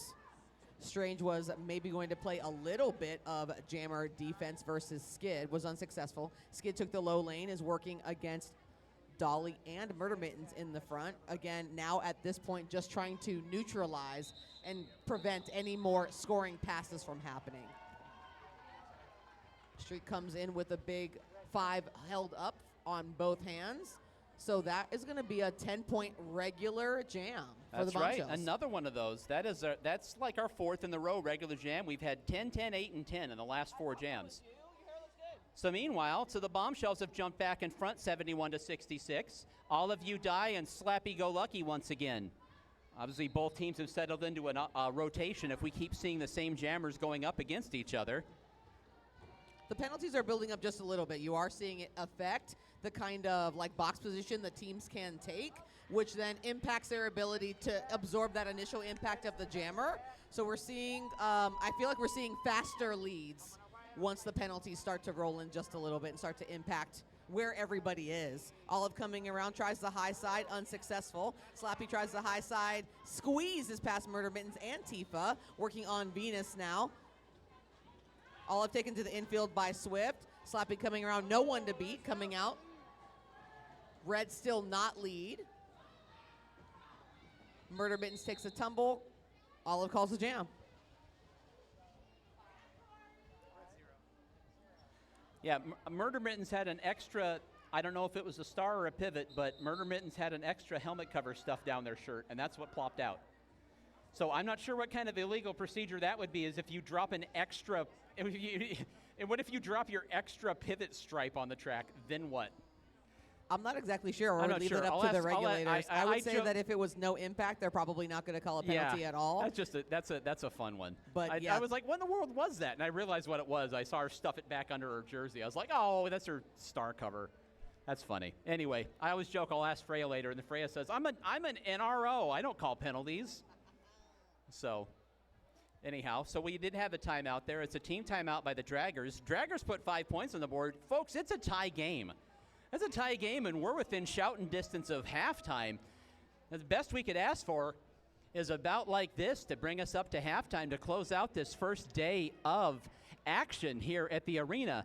Listen, we've got a bunch of fans for both teams in the arena. Let me hear from the Bombshells fans. Let me get my best Give 'em Hell Bombshells from the Bombshells fans. A 1, a 2, a 3. Give them hell, Bombshells. There they are. There they are. With Let me their hear from the little red Draggers fans. clappers. Let me hear your best evil laugh from the Draggers fans. A 1, a 2, a 3. You know, honestly, both things just kind of sounded like, ah, over here, but I will take your word for it. The brides are shushing me, Clifton. I'm getting shushed Are you being by my shushed? brides over there. Did you see Hollywood? Mm-hmm. All right, it is 1 minute and 43 seconds until halftime. Tie game. Tie game, 71-71. Dolly Spartan and Skeletori starting off. Dolly quickly to the inside. Wow. A beautiful move by Dolly Spartan to get past Murder Mittens in the front. Coming around lead jam for the Coffin Draggers with this currently tied game at 71 with 1 minute and 25 seconds left. A full scoring pass for Dolly still coming around. Tori is now out and is actively scoring. Dolly's want to get some points and possibly call it. Go into this last jam of the quarter with a little bit of a lead. She calls the jam. Dolly calls it off. We're going to check on the points there again. These points are just raining down all of a sudden. Dolly's going to put 9 points on the board. It's 80-71 Draggers as we're going to wind down to what could be the last jam of the first half. It's been a back and forth battle. The biggest lead for the Bombshells has been 12 at 14-2. And that then was a long the time biggest ago, lead for the Coffin Draggers has been 13. So neither team has been more than 13 ahead or behind. And we are looking at a 9-point lead right now, and it was just tied. So this has been a heck of a bout already. So much action going on. Yeah, pretty robust play because this is now the second jam, at least the second jam in the row, where the Bombshells have sat for 2 penalties. Yeah. So for them to be able to control the score, not really getting a really big discrepancy right here at the end of the half, is important for how they're going to enter in the second half of the game. Yeah, absolutely. There's only 10 seconds left on the half clock with 30 seconds left on jam clock, so this will take us up to halftime. And you did see Olive got blocked off to the infield there, really sapped the momentum out of her. And there, well, look at that, a big block by, Evil Twin is just dispensing with people. My goodness. Wow. Evil Twin. Holy heck. Just wanted it more. Just wanted it more in that situation. Just grabbed that blocker for the Coffin Draggers and got him out of the way. Twin to get out of the pack with authority to keep it to one scoring pass for all of you die. It's a 5-point jam for the Draggers, and the Draggers, it was tied 30 seconds ago, and the Draggers are going to take their largest lead into halftime, 85-71. That's right. This is going to be one heck of a second half. It's a 14-point lead for the Draggers right now, 85-71. And I did think I see 2 penalties on the board for a black. So Draggers are going to bring in some baggage from the first half with them as they start the third quarter in about 15 minutes. All right, we'll be back in that amount of time. Don't tune out. We have Hazard and Jaws. Jaws with a fun silicone wristband. Wear it, they're cool. And we have Hazard over there in the second straightaway with the tennis ball. If you're interested, and it's been thrown, it has been caught one-handed.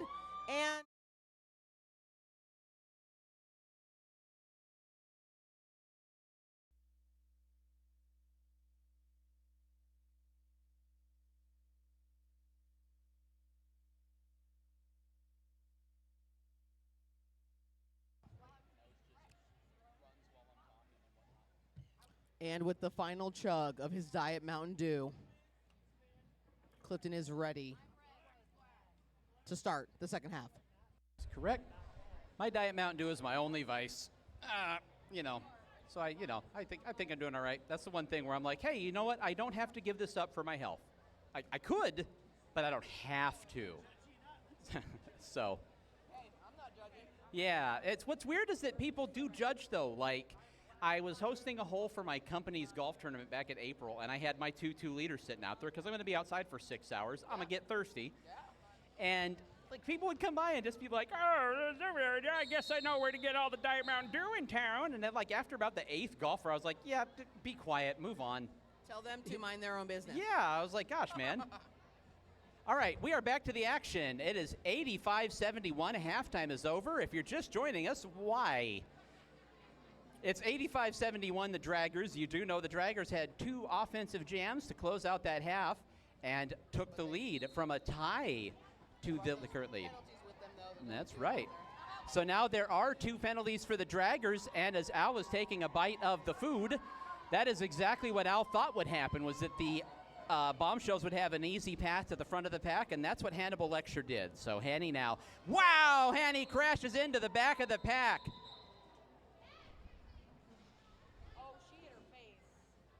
And she's up, heading back to the bench.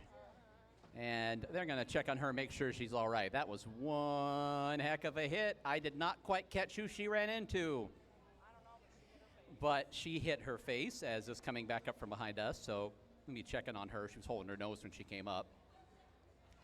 So, yeah, that was one heck of a hit. Even if something else takes some of the contact, whenever you get hit right on the bridge of the nose, your eyes water. You know that, yeah. You can't see. It's stinging. Yeah.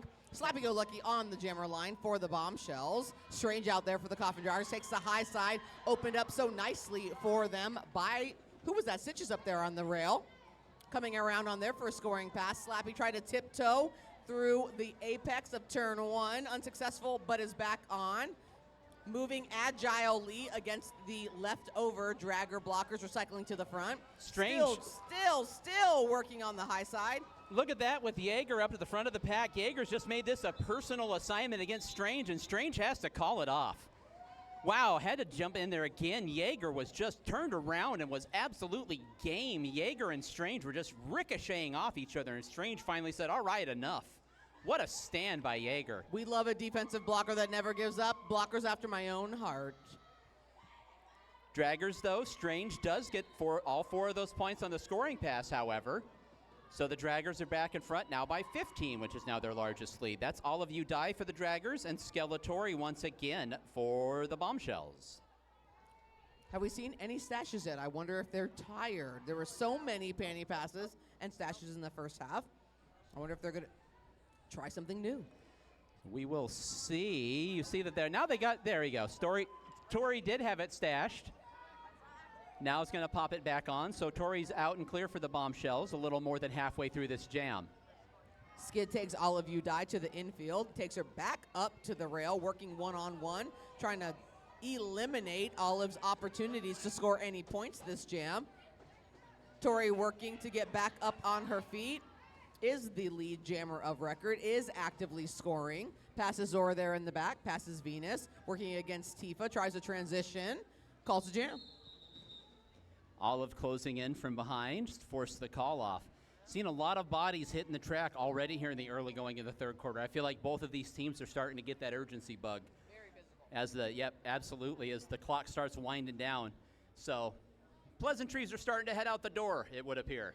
I mean, everybody's still, it's all love, but, you know, it's not all love. Meanwhile, it's slappy-go-lucky for the Bombshells, and for the Coffin Draggers, I did not quite catch the license plate on that truck. That is going to be Murder Mittens. There was a little bit of like recycling. I was unsure while I was watching it happen whether or not Murder Mittens ever really intended to pass it to Stitches. Stitches was like up there actively recycling around Madison and Jaeger to make herself available, but Mittens did decide to just keep it and go ahead and come around for a scoring pass. Slappy still in the pack, working against 3 draggers there in the back. Stitches, Pee-wee's back there, and Strange. Now Murder Bombshells Mittens are not able to provide any assistance. Maybe back out of play. There we go.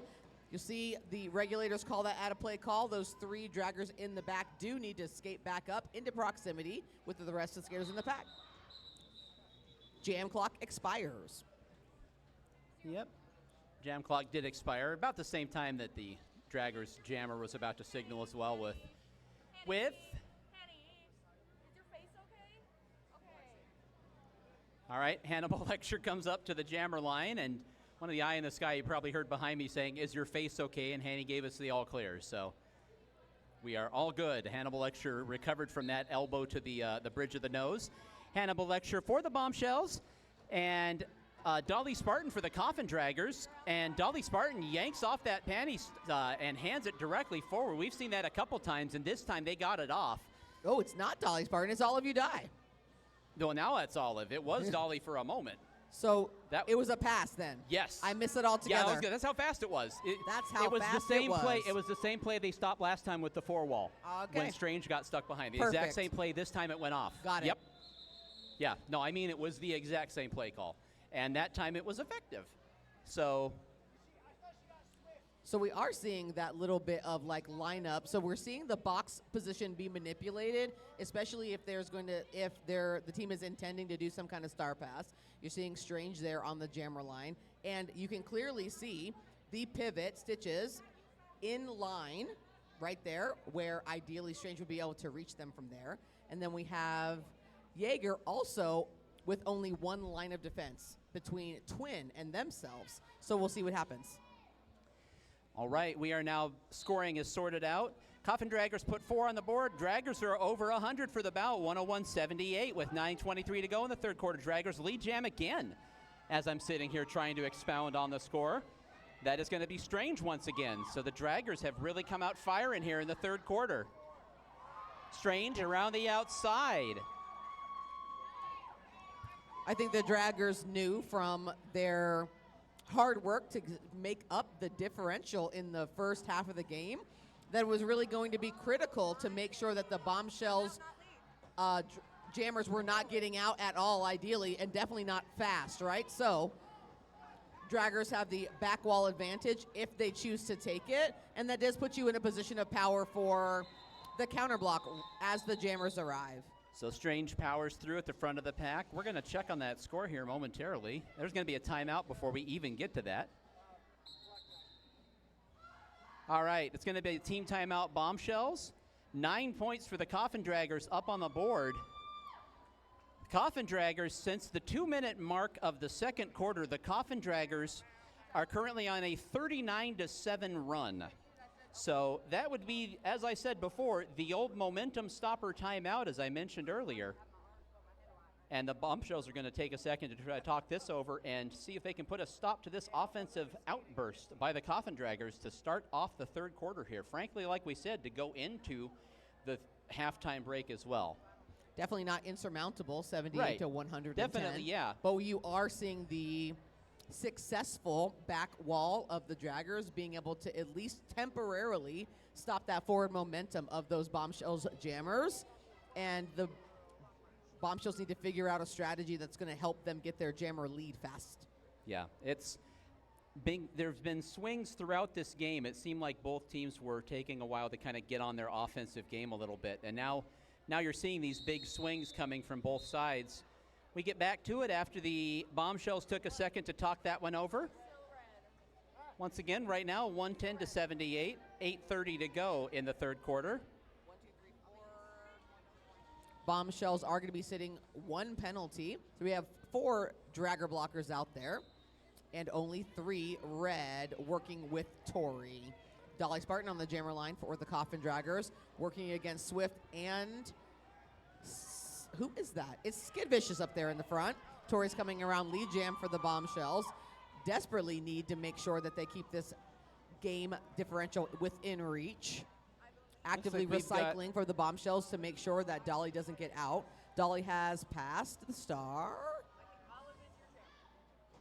Olive has a star stashed in her hand. Doesn't have it on, is not actively scoring, but coming around, still working against, they have leftover. Dolly working one-on-one versus Skid to try to get Olive out, unsuccessful. Dolly takes Skid the rest of the way to the infield. But still, like a magnet, stuck to Olive You Die in the back. Tori coming around, actively scoring. 1 to beat in Dolly Spartan. Dolly came to the infield, but Tori, I don't think scored, but before getting taken to the concrete. We'll see how many points she scored. All right. Well, that was going to be a very productive jam for the Bombshells, it would appear. 9 big points for the Bombshells up on the board. So the Bombshells come out of that timeout, firing away. Be about 7 minutes to go in the third quarter when this jam starts. Right now, we've got Hugs and Stitches on the jammer line and Slappy Go Lucky. And as you can see, also some penalties being sat from both teams. Looks like a 6-pack out there. 1 more red, possibly. Yes, so we have a tiny pack out there. Skid wants to change around their personnel just a little bit. Well, at the moment, we don't have a... Running very close to the jam being started. Late call off for Slappy. Power jam for the Draggers. It is indeed going to be a power jam for the Coffin Draggers. Out there. All right, yeah, no, we got the minimum. Well, One more than the minimum. oh, there we go. Sorry, one more than the minimum. Yeah, here we go again with the 2 skaters out there for the bomb. Wow, Stitches just right through. Stitches, oh my goodness, like a 105-mile-an-hour fastball pitcher, just right through there before they had a chance to even react. So we're seeing active running of the accordion here. Bombshells running away. And then Stitches runs into the only thing that could slow her down, which is the track monster. Yes, So it happens all the yep, time. Bombshells get an assist from the track monster there. Now And they're going to keep playing keep away at the front of the pack, and so far that's working well this time. That's not the strategy they employed last time. That's what the Draggers did.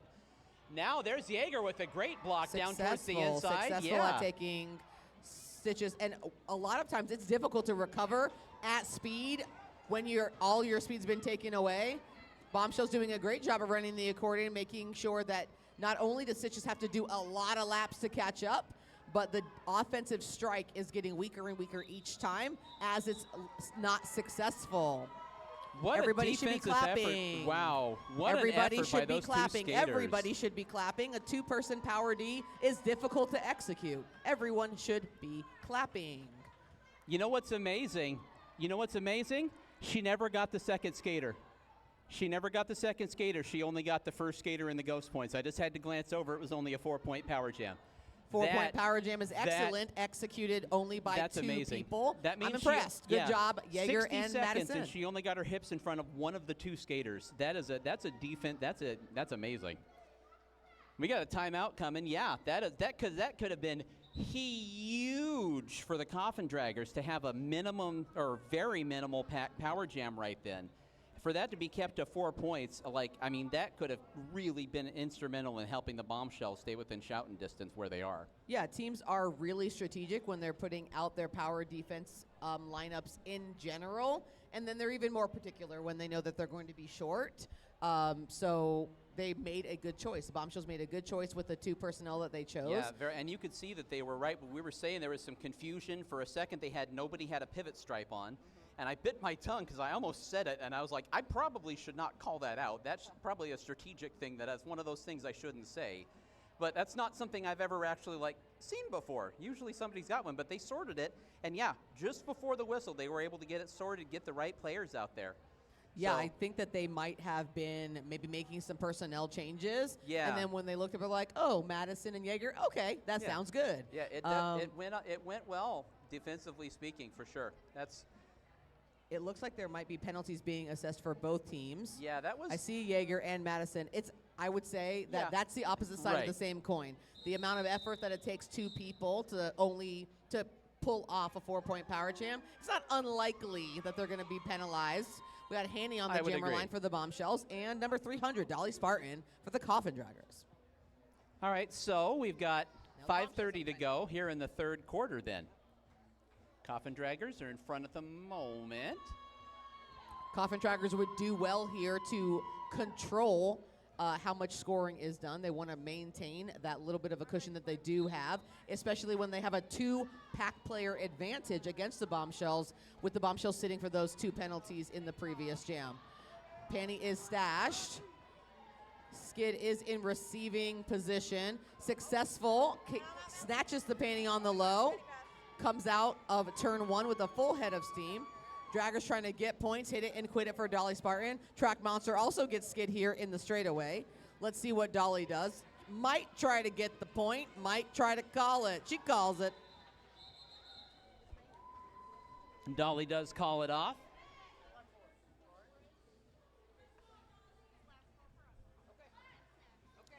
Four more points for the Draggers there. Stepping up to the jammer line now, it's going to be Strange for the Draggers and Slappy Go Lucky for the Bombshells.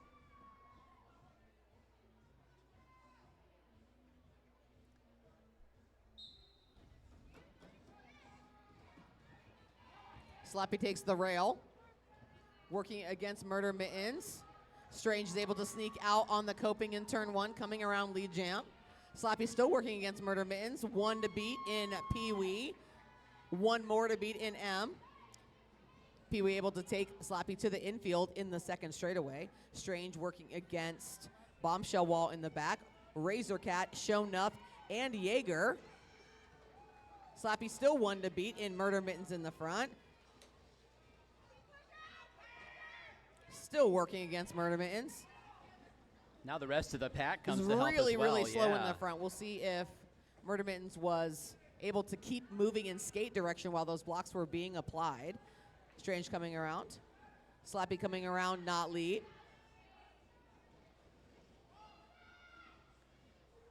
And Strange wow, coming Strange, around full yeah. spats, calls a jam. Strange able to find that passageway through there. Strange navigating that passageway through the Bombshells like several explorers failed to do prior to Roald Amundsen. I'm sorry, I've just been fired as the announcer for the nerdiest reference all night. That's okay. I'm Terrible. a nerd too. We got That's terrible. Tori on the jammer line for the Bombshells, and Olive, you die much closer than she normally starts. We'll see Yeah. if there's any strategy in that. Takes a low around Zora. Tries to work around Skid in the straightaway, unsuccessful. Skid is doing the all or nothing method, even if that means ends up clearing some of her own players. Go ahead and neutralizes Olive, but ultimately unsuccessful. Olive coming around a lead jam for the Coffin Draggers. Skeletori out on the same scoring pass, so we have a long distance jammer race. So Olive again trying to get points. 1 blocker to beat, calls the jam. Working against Skid to get that last point. Do not know yet if she's going to be awarded. 3-0. So Skid able to be in points protect long enough for the jam to expire or be called off. All right, we are going to have a power jam for the Coffin Draggers this time around. I did see the Bombshells sending out their power D. Now joining them is Colette Razorcat. Murder Mittens at the jammer line for the Coffin Draggers with 2 minutes to go in the third quarter. The lead's starting to stretch out just a little bit here, 87 to 130. Jaeger neutralizing Murder Mittens off to the infield. Pass is successful and executed. So it's just coming out around lead jam for the Coffin Draggers. Really utilizing that panty pass. Twin and Razorcat and Jaeger working together there to prevent Stitches from getting up. Jaeger really gets up to the rail. Slow. We really need to see slowing in the front. They're out of play in the front. They have to let her out. We want to see a red defensive wall. She's just coming around with all that speed. We want to see something that is in her way. They're very close to the front edge of the engagement zone. Luckily for them, the pack shrinks up with just enough time to continue for them to block.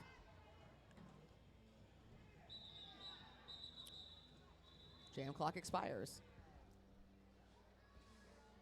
So we'll check on that Hard score. fought points by there from Yeah, Stitches absolutely, yeah. Under a minute to go in the third quarter. We have 9 points on that power jam for the Draggers. And let's see here, as we're probably going to be the last jam of the third quarter, unless this is extremely brief. Red's going to be sitting for at least 2 penalties there that I see on the whiteboard. Looks like. So again, this would be an excellent time for the Draggers to continue to extend that lead with only 2 bombshell blockers out there. We're going to have a timeout. Ooh, Yep, timeout. You see the regulators are still standing there. You got the jam refs are discussing right there, right in the middle of the front straightaway. So that's obviously going to be an official timeout. We'll step aside from the action momentarily. So we wanted to let you know about some of our sponsors. As always, you know we've got Siphon Draw Apothecary. That's an all-natural, non-toxic, handcrafted skincare product line made by our very own Dolly de los Muertos, who is quite literally out there discussing in that pack of regulators as we speak. Dolly de los Muertos. Oh, that's right. Did we, you know what? Did we still need to give away the Siphon Draw Apothecary gift bag? Did anybody win that? I apologize. Somebody from Raffle tell me if yes? Sweet, thank you. You know what? I should just look for you when I say somebody from Raffle. You've answered me every time. Thank you for being up to speed on things. Very good job. They should promote you. They were at the raffle table earlier. Okay. So we did give it away. They're selling the tickets. We did it. Yeah, so we did. Excellent. So the Siphon Draw gift bag. Yeah, Siphon Draw, wonderful, wonderful, wonderful skincare products. You can go visit them out at Goldfield Ghost Town, which is super cool, especially this time of year. It's cooler out there than it is in the city. And wonderful to go out there and visit them. Wonderful skincare products. I use their lip balm fanatically, so I am a big fan. 33 seconds left. Official timeout is wrapped. Status has not changed. Still all of you Diane Hannibal lecture. Yep, as you said, most likely the last jam of the quarter. Olive coming around lead jam. And also, our merch and snack bar is calling last call at the end of the third quarter. So if you need another beverage, if you're interested in purchasing any Arizona Derby Dames merch this evening, please immediately make your way to the merch booth and get anything that we have left. I know we're very short, so if you are looking to get an additional beverage, We got a skater off the track. we had a little bit of a track exit. Having a stoppage to play right there as we make Enema sure everybody's Burns okay. is fine. All right, Enema She gives a Burns wave to the crowd. Gives a wave to the crowd, is going to head back down to the steps, roll back on the track just in time for quarter break. There we go, Enema Burns. Fantastic. Well, as we say, stay behind the yellow line. You never know when a body is going to hit you. All right, this is, I'm sorry, what is this one now? Drag brunch. Oh, this is Drag Brunch. Last call at the merge booth. That's right. Last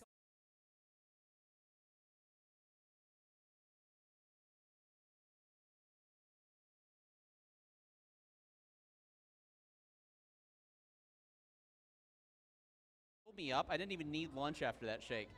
So good. I do. I'm a coconut I'm a coca nut. Yuck, yuck. No, I do. I love all the Coke. Mounds bars? Yeah. Yes, me too. All right. Hey, you know what? Also, don't forget about our next bout as we get ready to head back into the action here. Our next bout, of course, is going to be on October 19th. October 19th, it's going to be the Brides versus these very same Coffin Draggers, who are going to try to close out the game with the lead they're currently holding. And then it's going to be a mashup. There's going to be a mashup bout. Killer Clowns and the Wicked Witches facing off in a little fun mashup for Halloween. That is Saturday, October 19th. Be there. All right, we have our fourth quarter underway. 87 Bombshells to the Coffin Draggers 149. Strange working against nobody because they're out of play. Strange coming around lead jam. Tori also coming around a long distance jammer race. Strange looking to score. Make sure Tori gets none. Try to work through a seam on the high side rail. Little rail spin. Takes the low. Claws the jam. The jam Completely was called. forward facing. I think that they were listening to their bench on that one. More than likely. So 2 points there for the Draggers as this final quarter of action is underway. Draggers really emphatically came out of halftime and really put the throttle down. That was quite a run, quite a third quarter switch of momentum there, because it was really, really hard fought all the way through the first half. So From outside looking in, just eye in the sky style, I think it was the penalties had a lot to do with the amount of defense the Bombshells were able to create. Right. And you are going to see that come out in the score. So, obviously, a lot of derby left. We in no way am I trying to insinuate that anything is over. There's a lot of derby left, trust us. Meanwhile, there goes All of You Die. I always like to reference back to the Trans Agenda at Roller Rage when they almost won on penalty jams. I know, right? Never, yeah. Always like to reference that when I say you're never out of it. They were down 50 points at the end of the game, and they still almost won. Meanwhile, Also a PSA to skate clean. yeah, that's also true. So we have All of You Skate Die clean, working kids. against three wall. We got Razorcat, Jaeger, and Juicy in the back there, making sure Olive's forward momentum is slowed down. We got a little tiny, strange accordion being played in the front. Wasn't a power jam, but they were doing something with the pack manipulation there. Slim on the line for the Coffin Draggers, and Hannibal Lecture for the Bombshells. So Slim out there, wearing the same jersey as earlier because it fits for the Draggers as well. It's already black. Yeah, exactly. So Sherrills and Slim. Meanwhile, underway, Slim jamming for the first time for the Draggers tonight, having jammed a lot for the Valkyries earlier in the evening. Tried to pull a little Slim tiptoe there with a little pirouette on the coping. Goes and takes the open shoulder created by Murder Mittens on Skid's low side, coming around on her initial scoring pass. Lead jam Coffin Draggers. Haney still in the pack, tiptoeing around embezzlement. Four wall of Bombshells in the back, able to keep Slim temporarily, but not forever. Slim comes around, passes Impaler Swift there on the coping, coming around for another scoring pass. 20 seconds left in the jam. Haney working against Murder Mittens and Stitches. Anima Burns coming up, playing a little bit of offensive strike. Haney taken to the infield. Slim working against Swift. One to beat, has to let her go, out of play. The jam is over.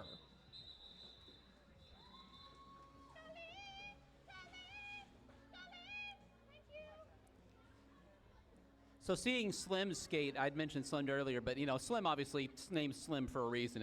If you're watching on the live stream, very tall, very slender, and it's just interesting seeing her jam more now, as I did earlier, having watched the Valkyries bout, and how she just kind of bounces off of blockers, and is an effective jammer that way. It's something I reference a lot when I'm watching bouts, which is how different body types all have a different way they can be effective. And it's Slim just kind of would go into the pack and just ping, ping, ping, ping, ping, and just boing out the other side. There you go. And it's really, again, just watching that happen with all these people of all these different shapes and sizes and heights and everything else. It's so interesting to see how everybody works together as a team. That's one of the best parts of the sport. Yeah, there's definitely not as strong of a prototype roller derby body. Yeah. And that makes it fun. I agree. Yeah. It really, like, just because you happen to be physically imposing in any one sense doesn't guarantee you'll be a good roller derby skater or better than everybody else, you know? I do love it. It makes the sport very accessible, I feel. Dolly's coming around lead. Columbiach is out, Bia for short. Would need to lap Dolly, probably not going to happen in the 15 seconds that are left over. Just in case there's any confusion, Dolly is a whole lap ahead of Bia. So that's not really a jammer race, not that one. Strange on the jammer line for the Coffin Draggers at 167. Tori on the jammer line for the Bombshells, 87. All right, Draggers are going to line up one skater short. And now there goes Skeletori, so it's going to be a power jam for the Coffin Draggers. That's Strange on the jammer line by their lonesome.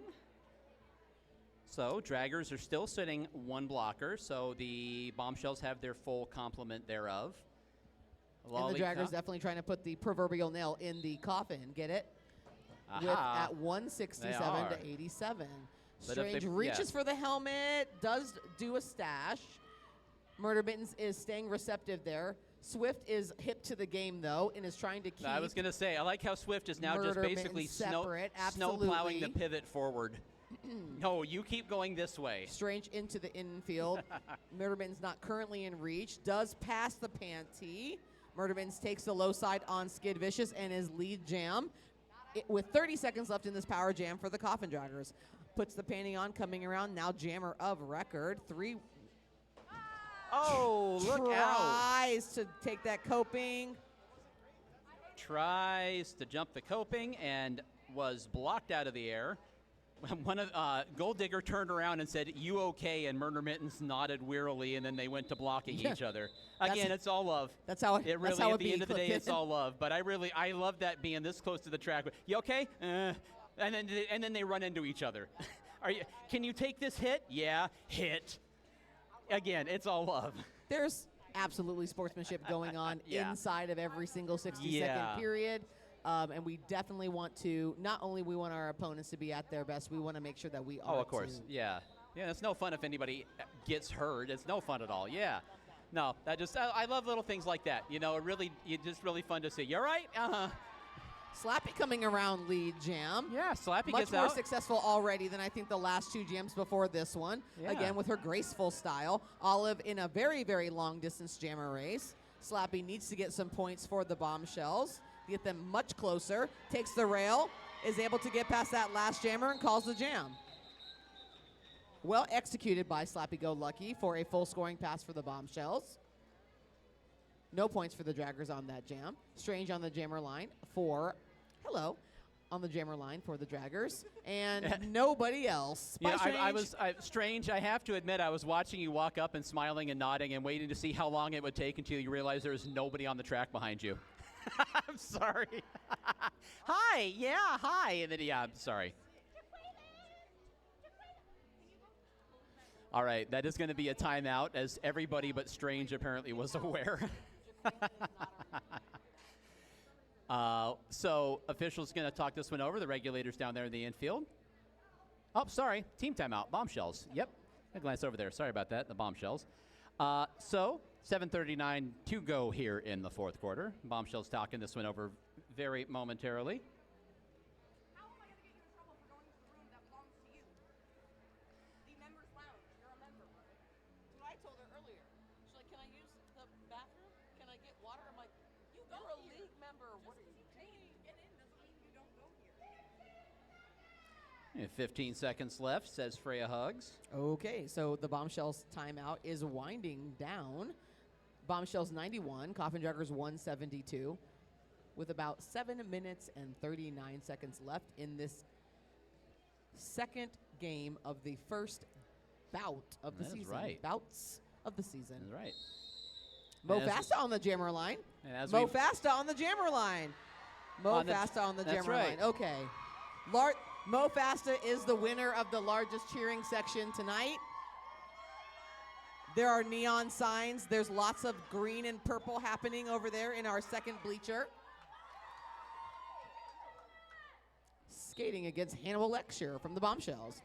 So Mo this coming is up. Mo Fasta's first jam as a member here of our league, and you heard that crowd cheer when I said Yeah. AZRG. So I think Mo's got some supporters there as well. Anyhow, Takes an unfortunate trip, but is still working hard back against Skid Vicious and Impaler Swift there in the back. Ooh, Hanny got hit hard. Dragger wall, successful. Stitches at taking Hannibal Lecture to the infield. Stitches working one-on-one versus Hanny. Gold Digger tries to get an offensive strike in on Stitches to get her out. I can't even talk because Mo's cheering section is so loud, working against a 2-wall still of Swift and Skid Vicious. Hannibal Lecture is out for the Bombshells. A big cheer from the Bombshells contingent. And now we've passed it on forward. Mo Fasta hands it forward to Stitches, who's closing fast. Hannibal Lecture tries to go in there butt first and call it off, and is now going to walk back to the bench on her knee pads. Serious business, all this roller derby. And the crowd gives a big old cheer for Mo Fasta's first jam.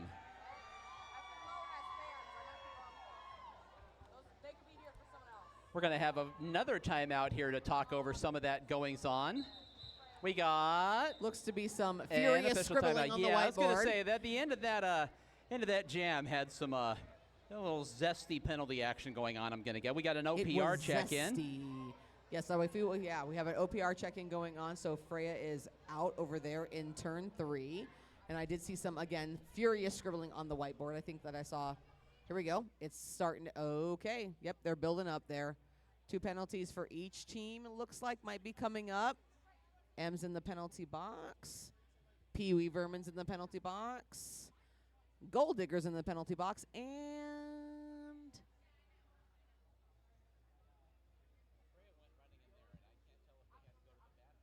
oh, maybe.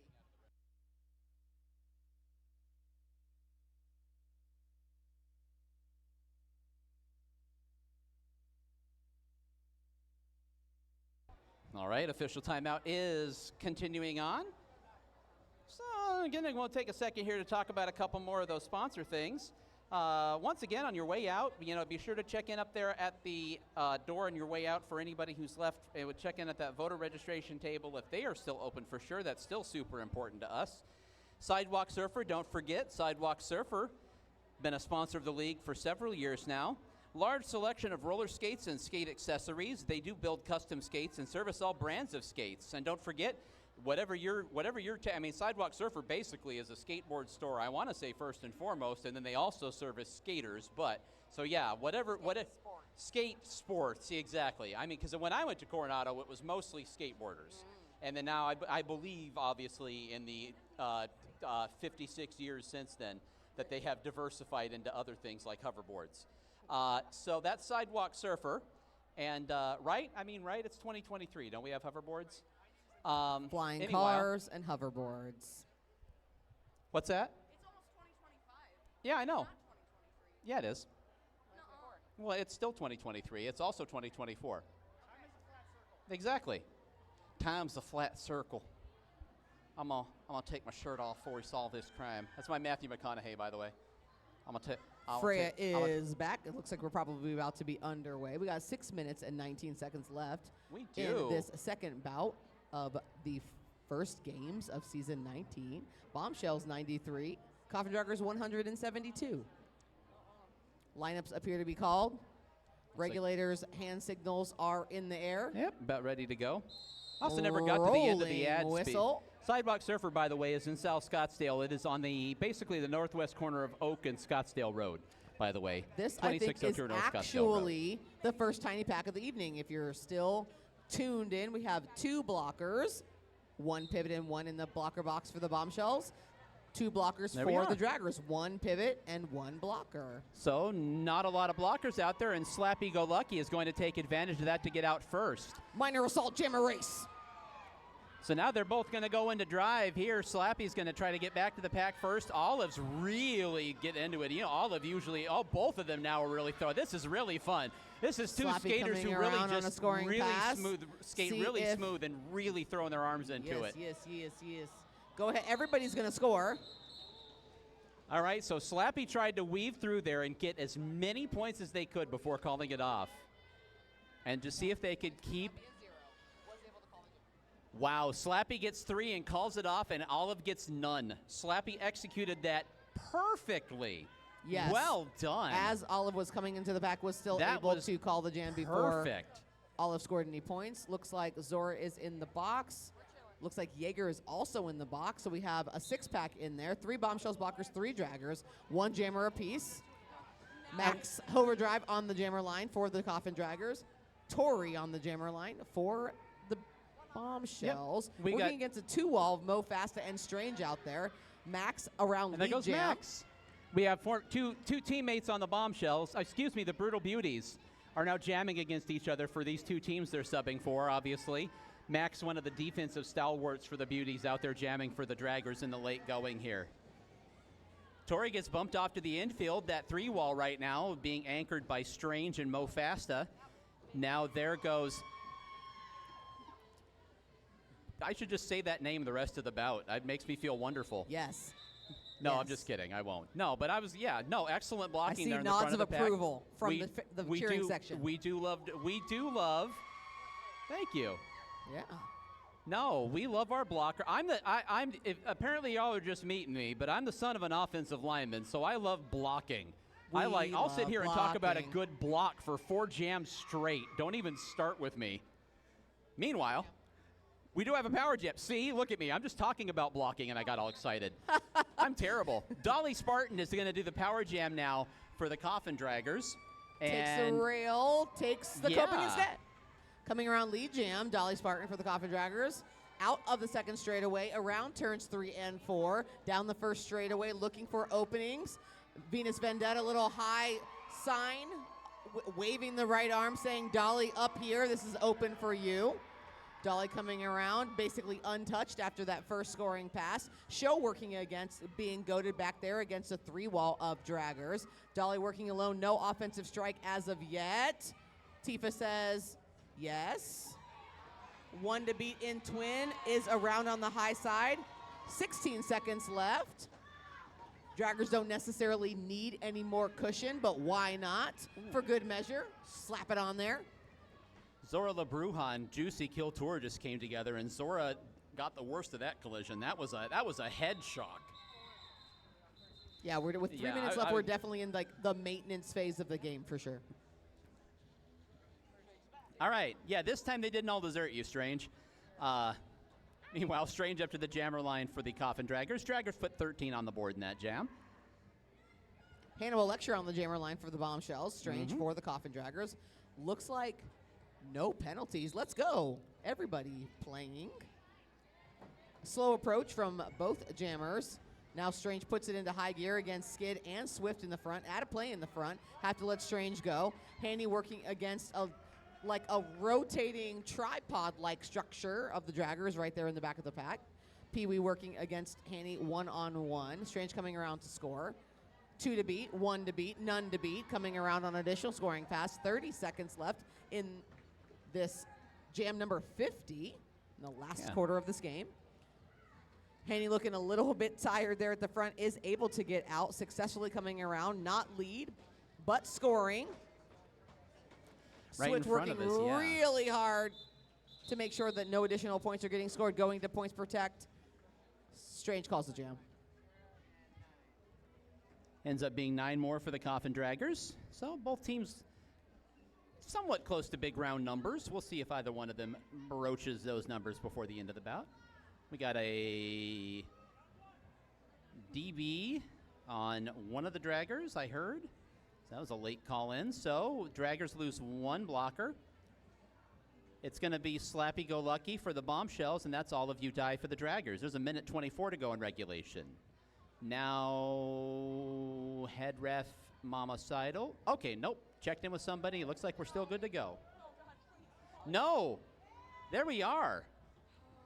So penalty. a super late call off there. Yeah, A little that's- bit of shifting around in the box, trying to Yeah, jockey for so position now that it's going to be a power jam It for is the a power, Draggers. yeah, indeed, a power jam. Sorry, we should probably finish that for the live stream viewers. Power jam for the Coffin Draggers and Olive You Die. So Olive right to the front. Coming around lead jam and only jammer in this power jam for the Coffin Draggers. Tori in a goading situation back there, working against 3 Dragger blockers in the back, leaving Olive to fend for herself against that 3-wall of Twin, Shonuff, and Bia in the front. Tifa comes around on offensive strike, is able to take out Twin and Shonuff with one shoulder. Olive coming around, scoring pass, able to eventually get past Twin and Bia in the front. Yeah, I was going to say it was an excellent buy one, get one free block by Tifa. So Takes that. Ooh, Tifa tried to open that low. So now 11 seconds left in the power jam. And Olive turns around and takes off. Sure.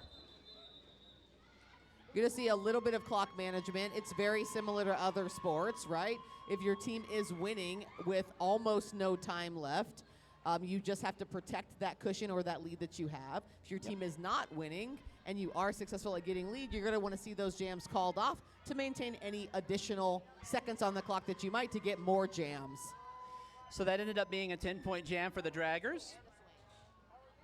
10-point jam for the Draggers and a cut track penalty, unfortunately, for the Draggers. So with no time left on the quarter clock, it's a power jam for the Bombshells. Wow. Slappy nice Go move Lucky from is out Slappy. there, and little I toe imagine stop we're going to hear jump. the Bombshells get up and give their team a good hoot and holler here with no time left on the regulation clock. Slappy Go Lucky is already out for them. Coming around on the high side to score. Ends up with what I call a butt to the gut right there on the Yeah, it was coping. one heck of a block by Hugs and Stitches. Again, former minor assault teammates. Yes. So Stitches really delivering the pain there. And I would almost say that Slappy looks somewhat winded 100%. by that hit. It's literally right there in the Yeah, solar plexus. right. Sometimes it's Oh, hard to yeah, catch I your can- breath. Yeah, they're really. Yeah. Everyone has this Yeah, group has been up. yep, they're gonna shake through here, but you can see they're really trying to catch their breath. I was gonna say. Yes. That was a heck of a hit by Stitches here in the last jam of regulations. Slappy is still trying to get through and just intestinal kinda fortitude. Oh my Give her a God, round yeah. of applause. Yeah. And a big round of applause from the crowd. But yeah, there you go. There's your derby for the night. There's Hugs and Stitches knocking the wind out of somebody. My goodness. All right, so 5 points there for the Bombshells. They broach 100. Up to 101 for the Bombshells. We're going to wait and see if that's the final score. It would probably appear to be, and then we'll give away that Lost Dutchman tattoo. With that whistle, that's a final score. 208 to 101. It's the Coffin Draggers.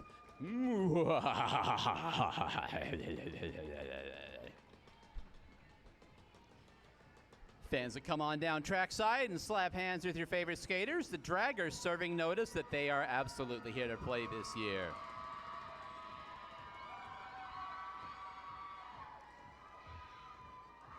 Coffin Draggers really able to stretch that lead right there at the end of the game. Yeah. Fantastic contest. Yeah, very much so. Yeah, I was going to say, the first 2 bouts of season 19. If you're just catching the end of this, it was tied at 71. Yeah, so that was really, from there on, the Draggers really, especially coming out of halftime, Draggers really enforced things in the second half. Bombshells coming around as well, of course. Excellent showing still by the Bombshells, a great showing. They got up over 100. Your championship runners-up last year. Did very well in the regular season as well. So there we have it. So that's going to be your first 2 bouts of the year, and we've got 2 teams at 1-0. We've got the Runaway Brides are currently sitting in 3rd, technically, at 0-0, and then we've got 2 teams at 0-1. So we are underway. That is our first weekend.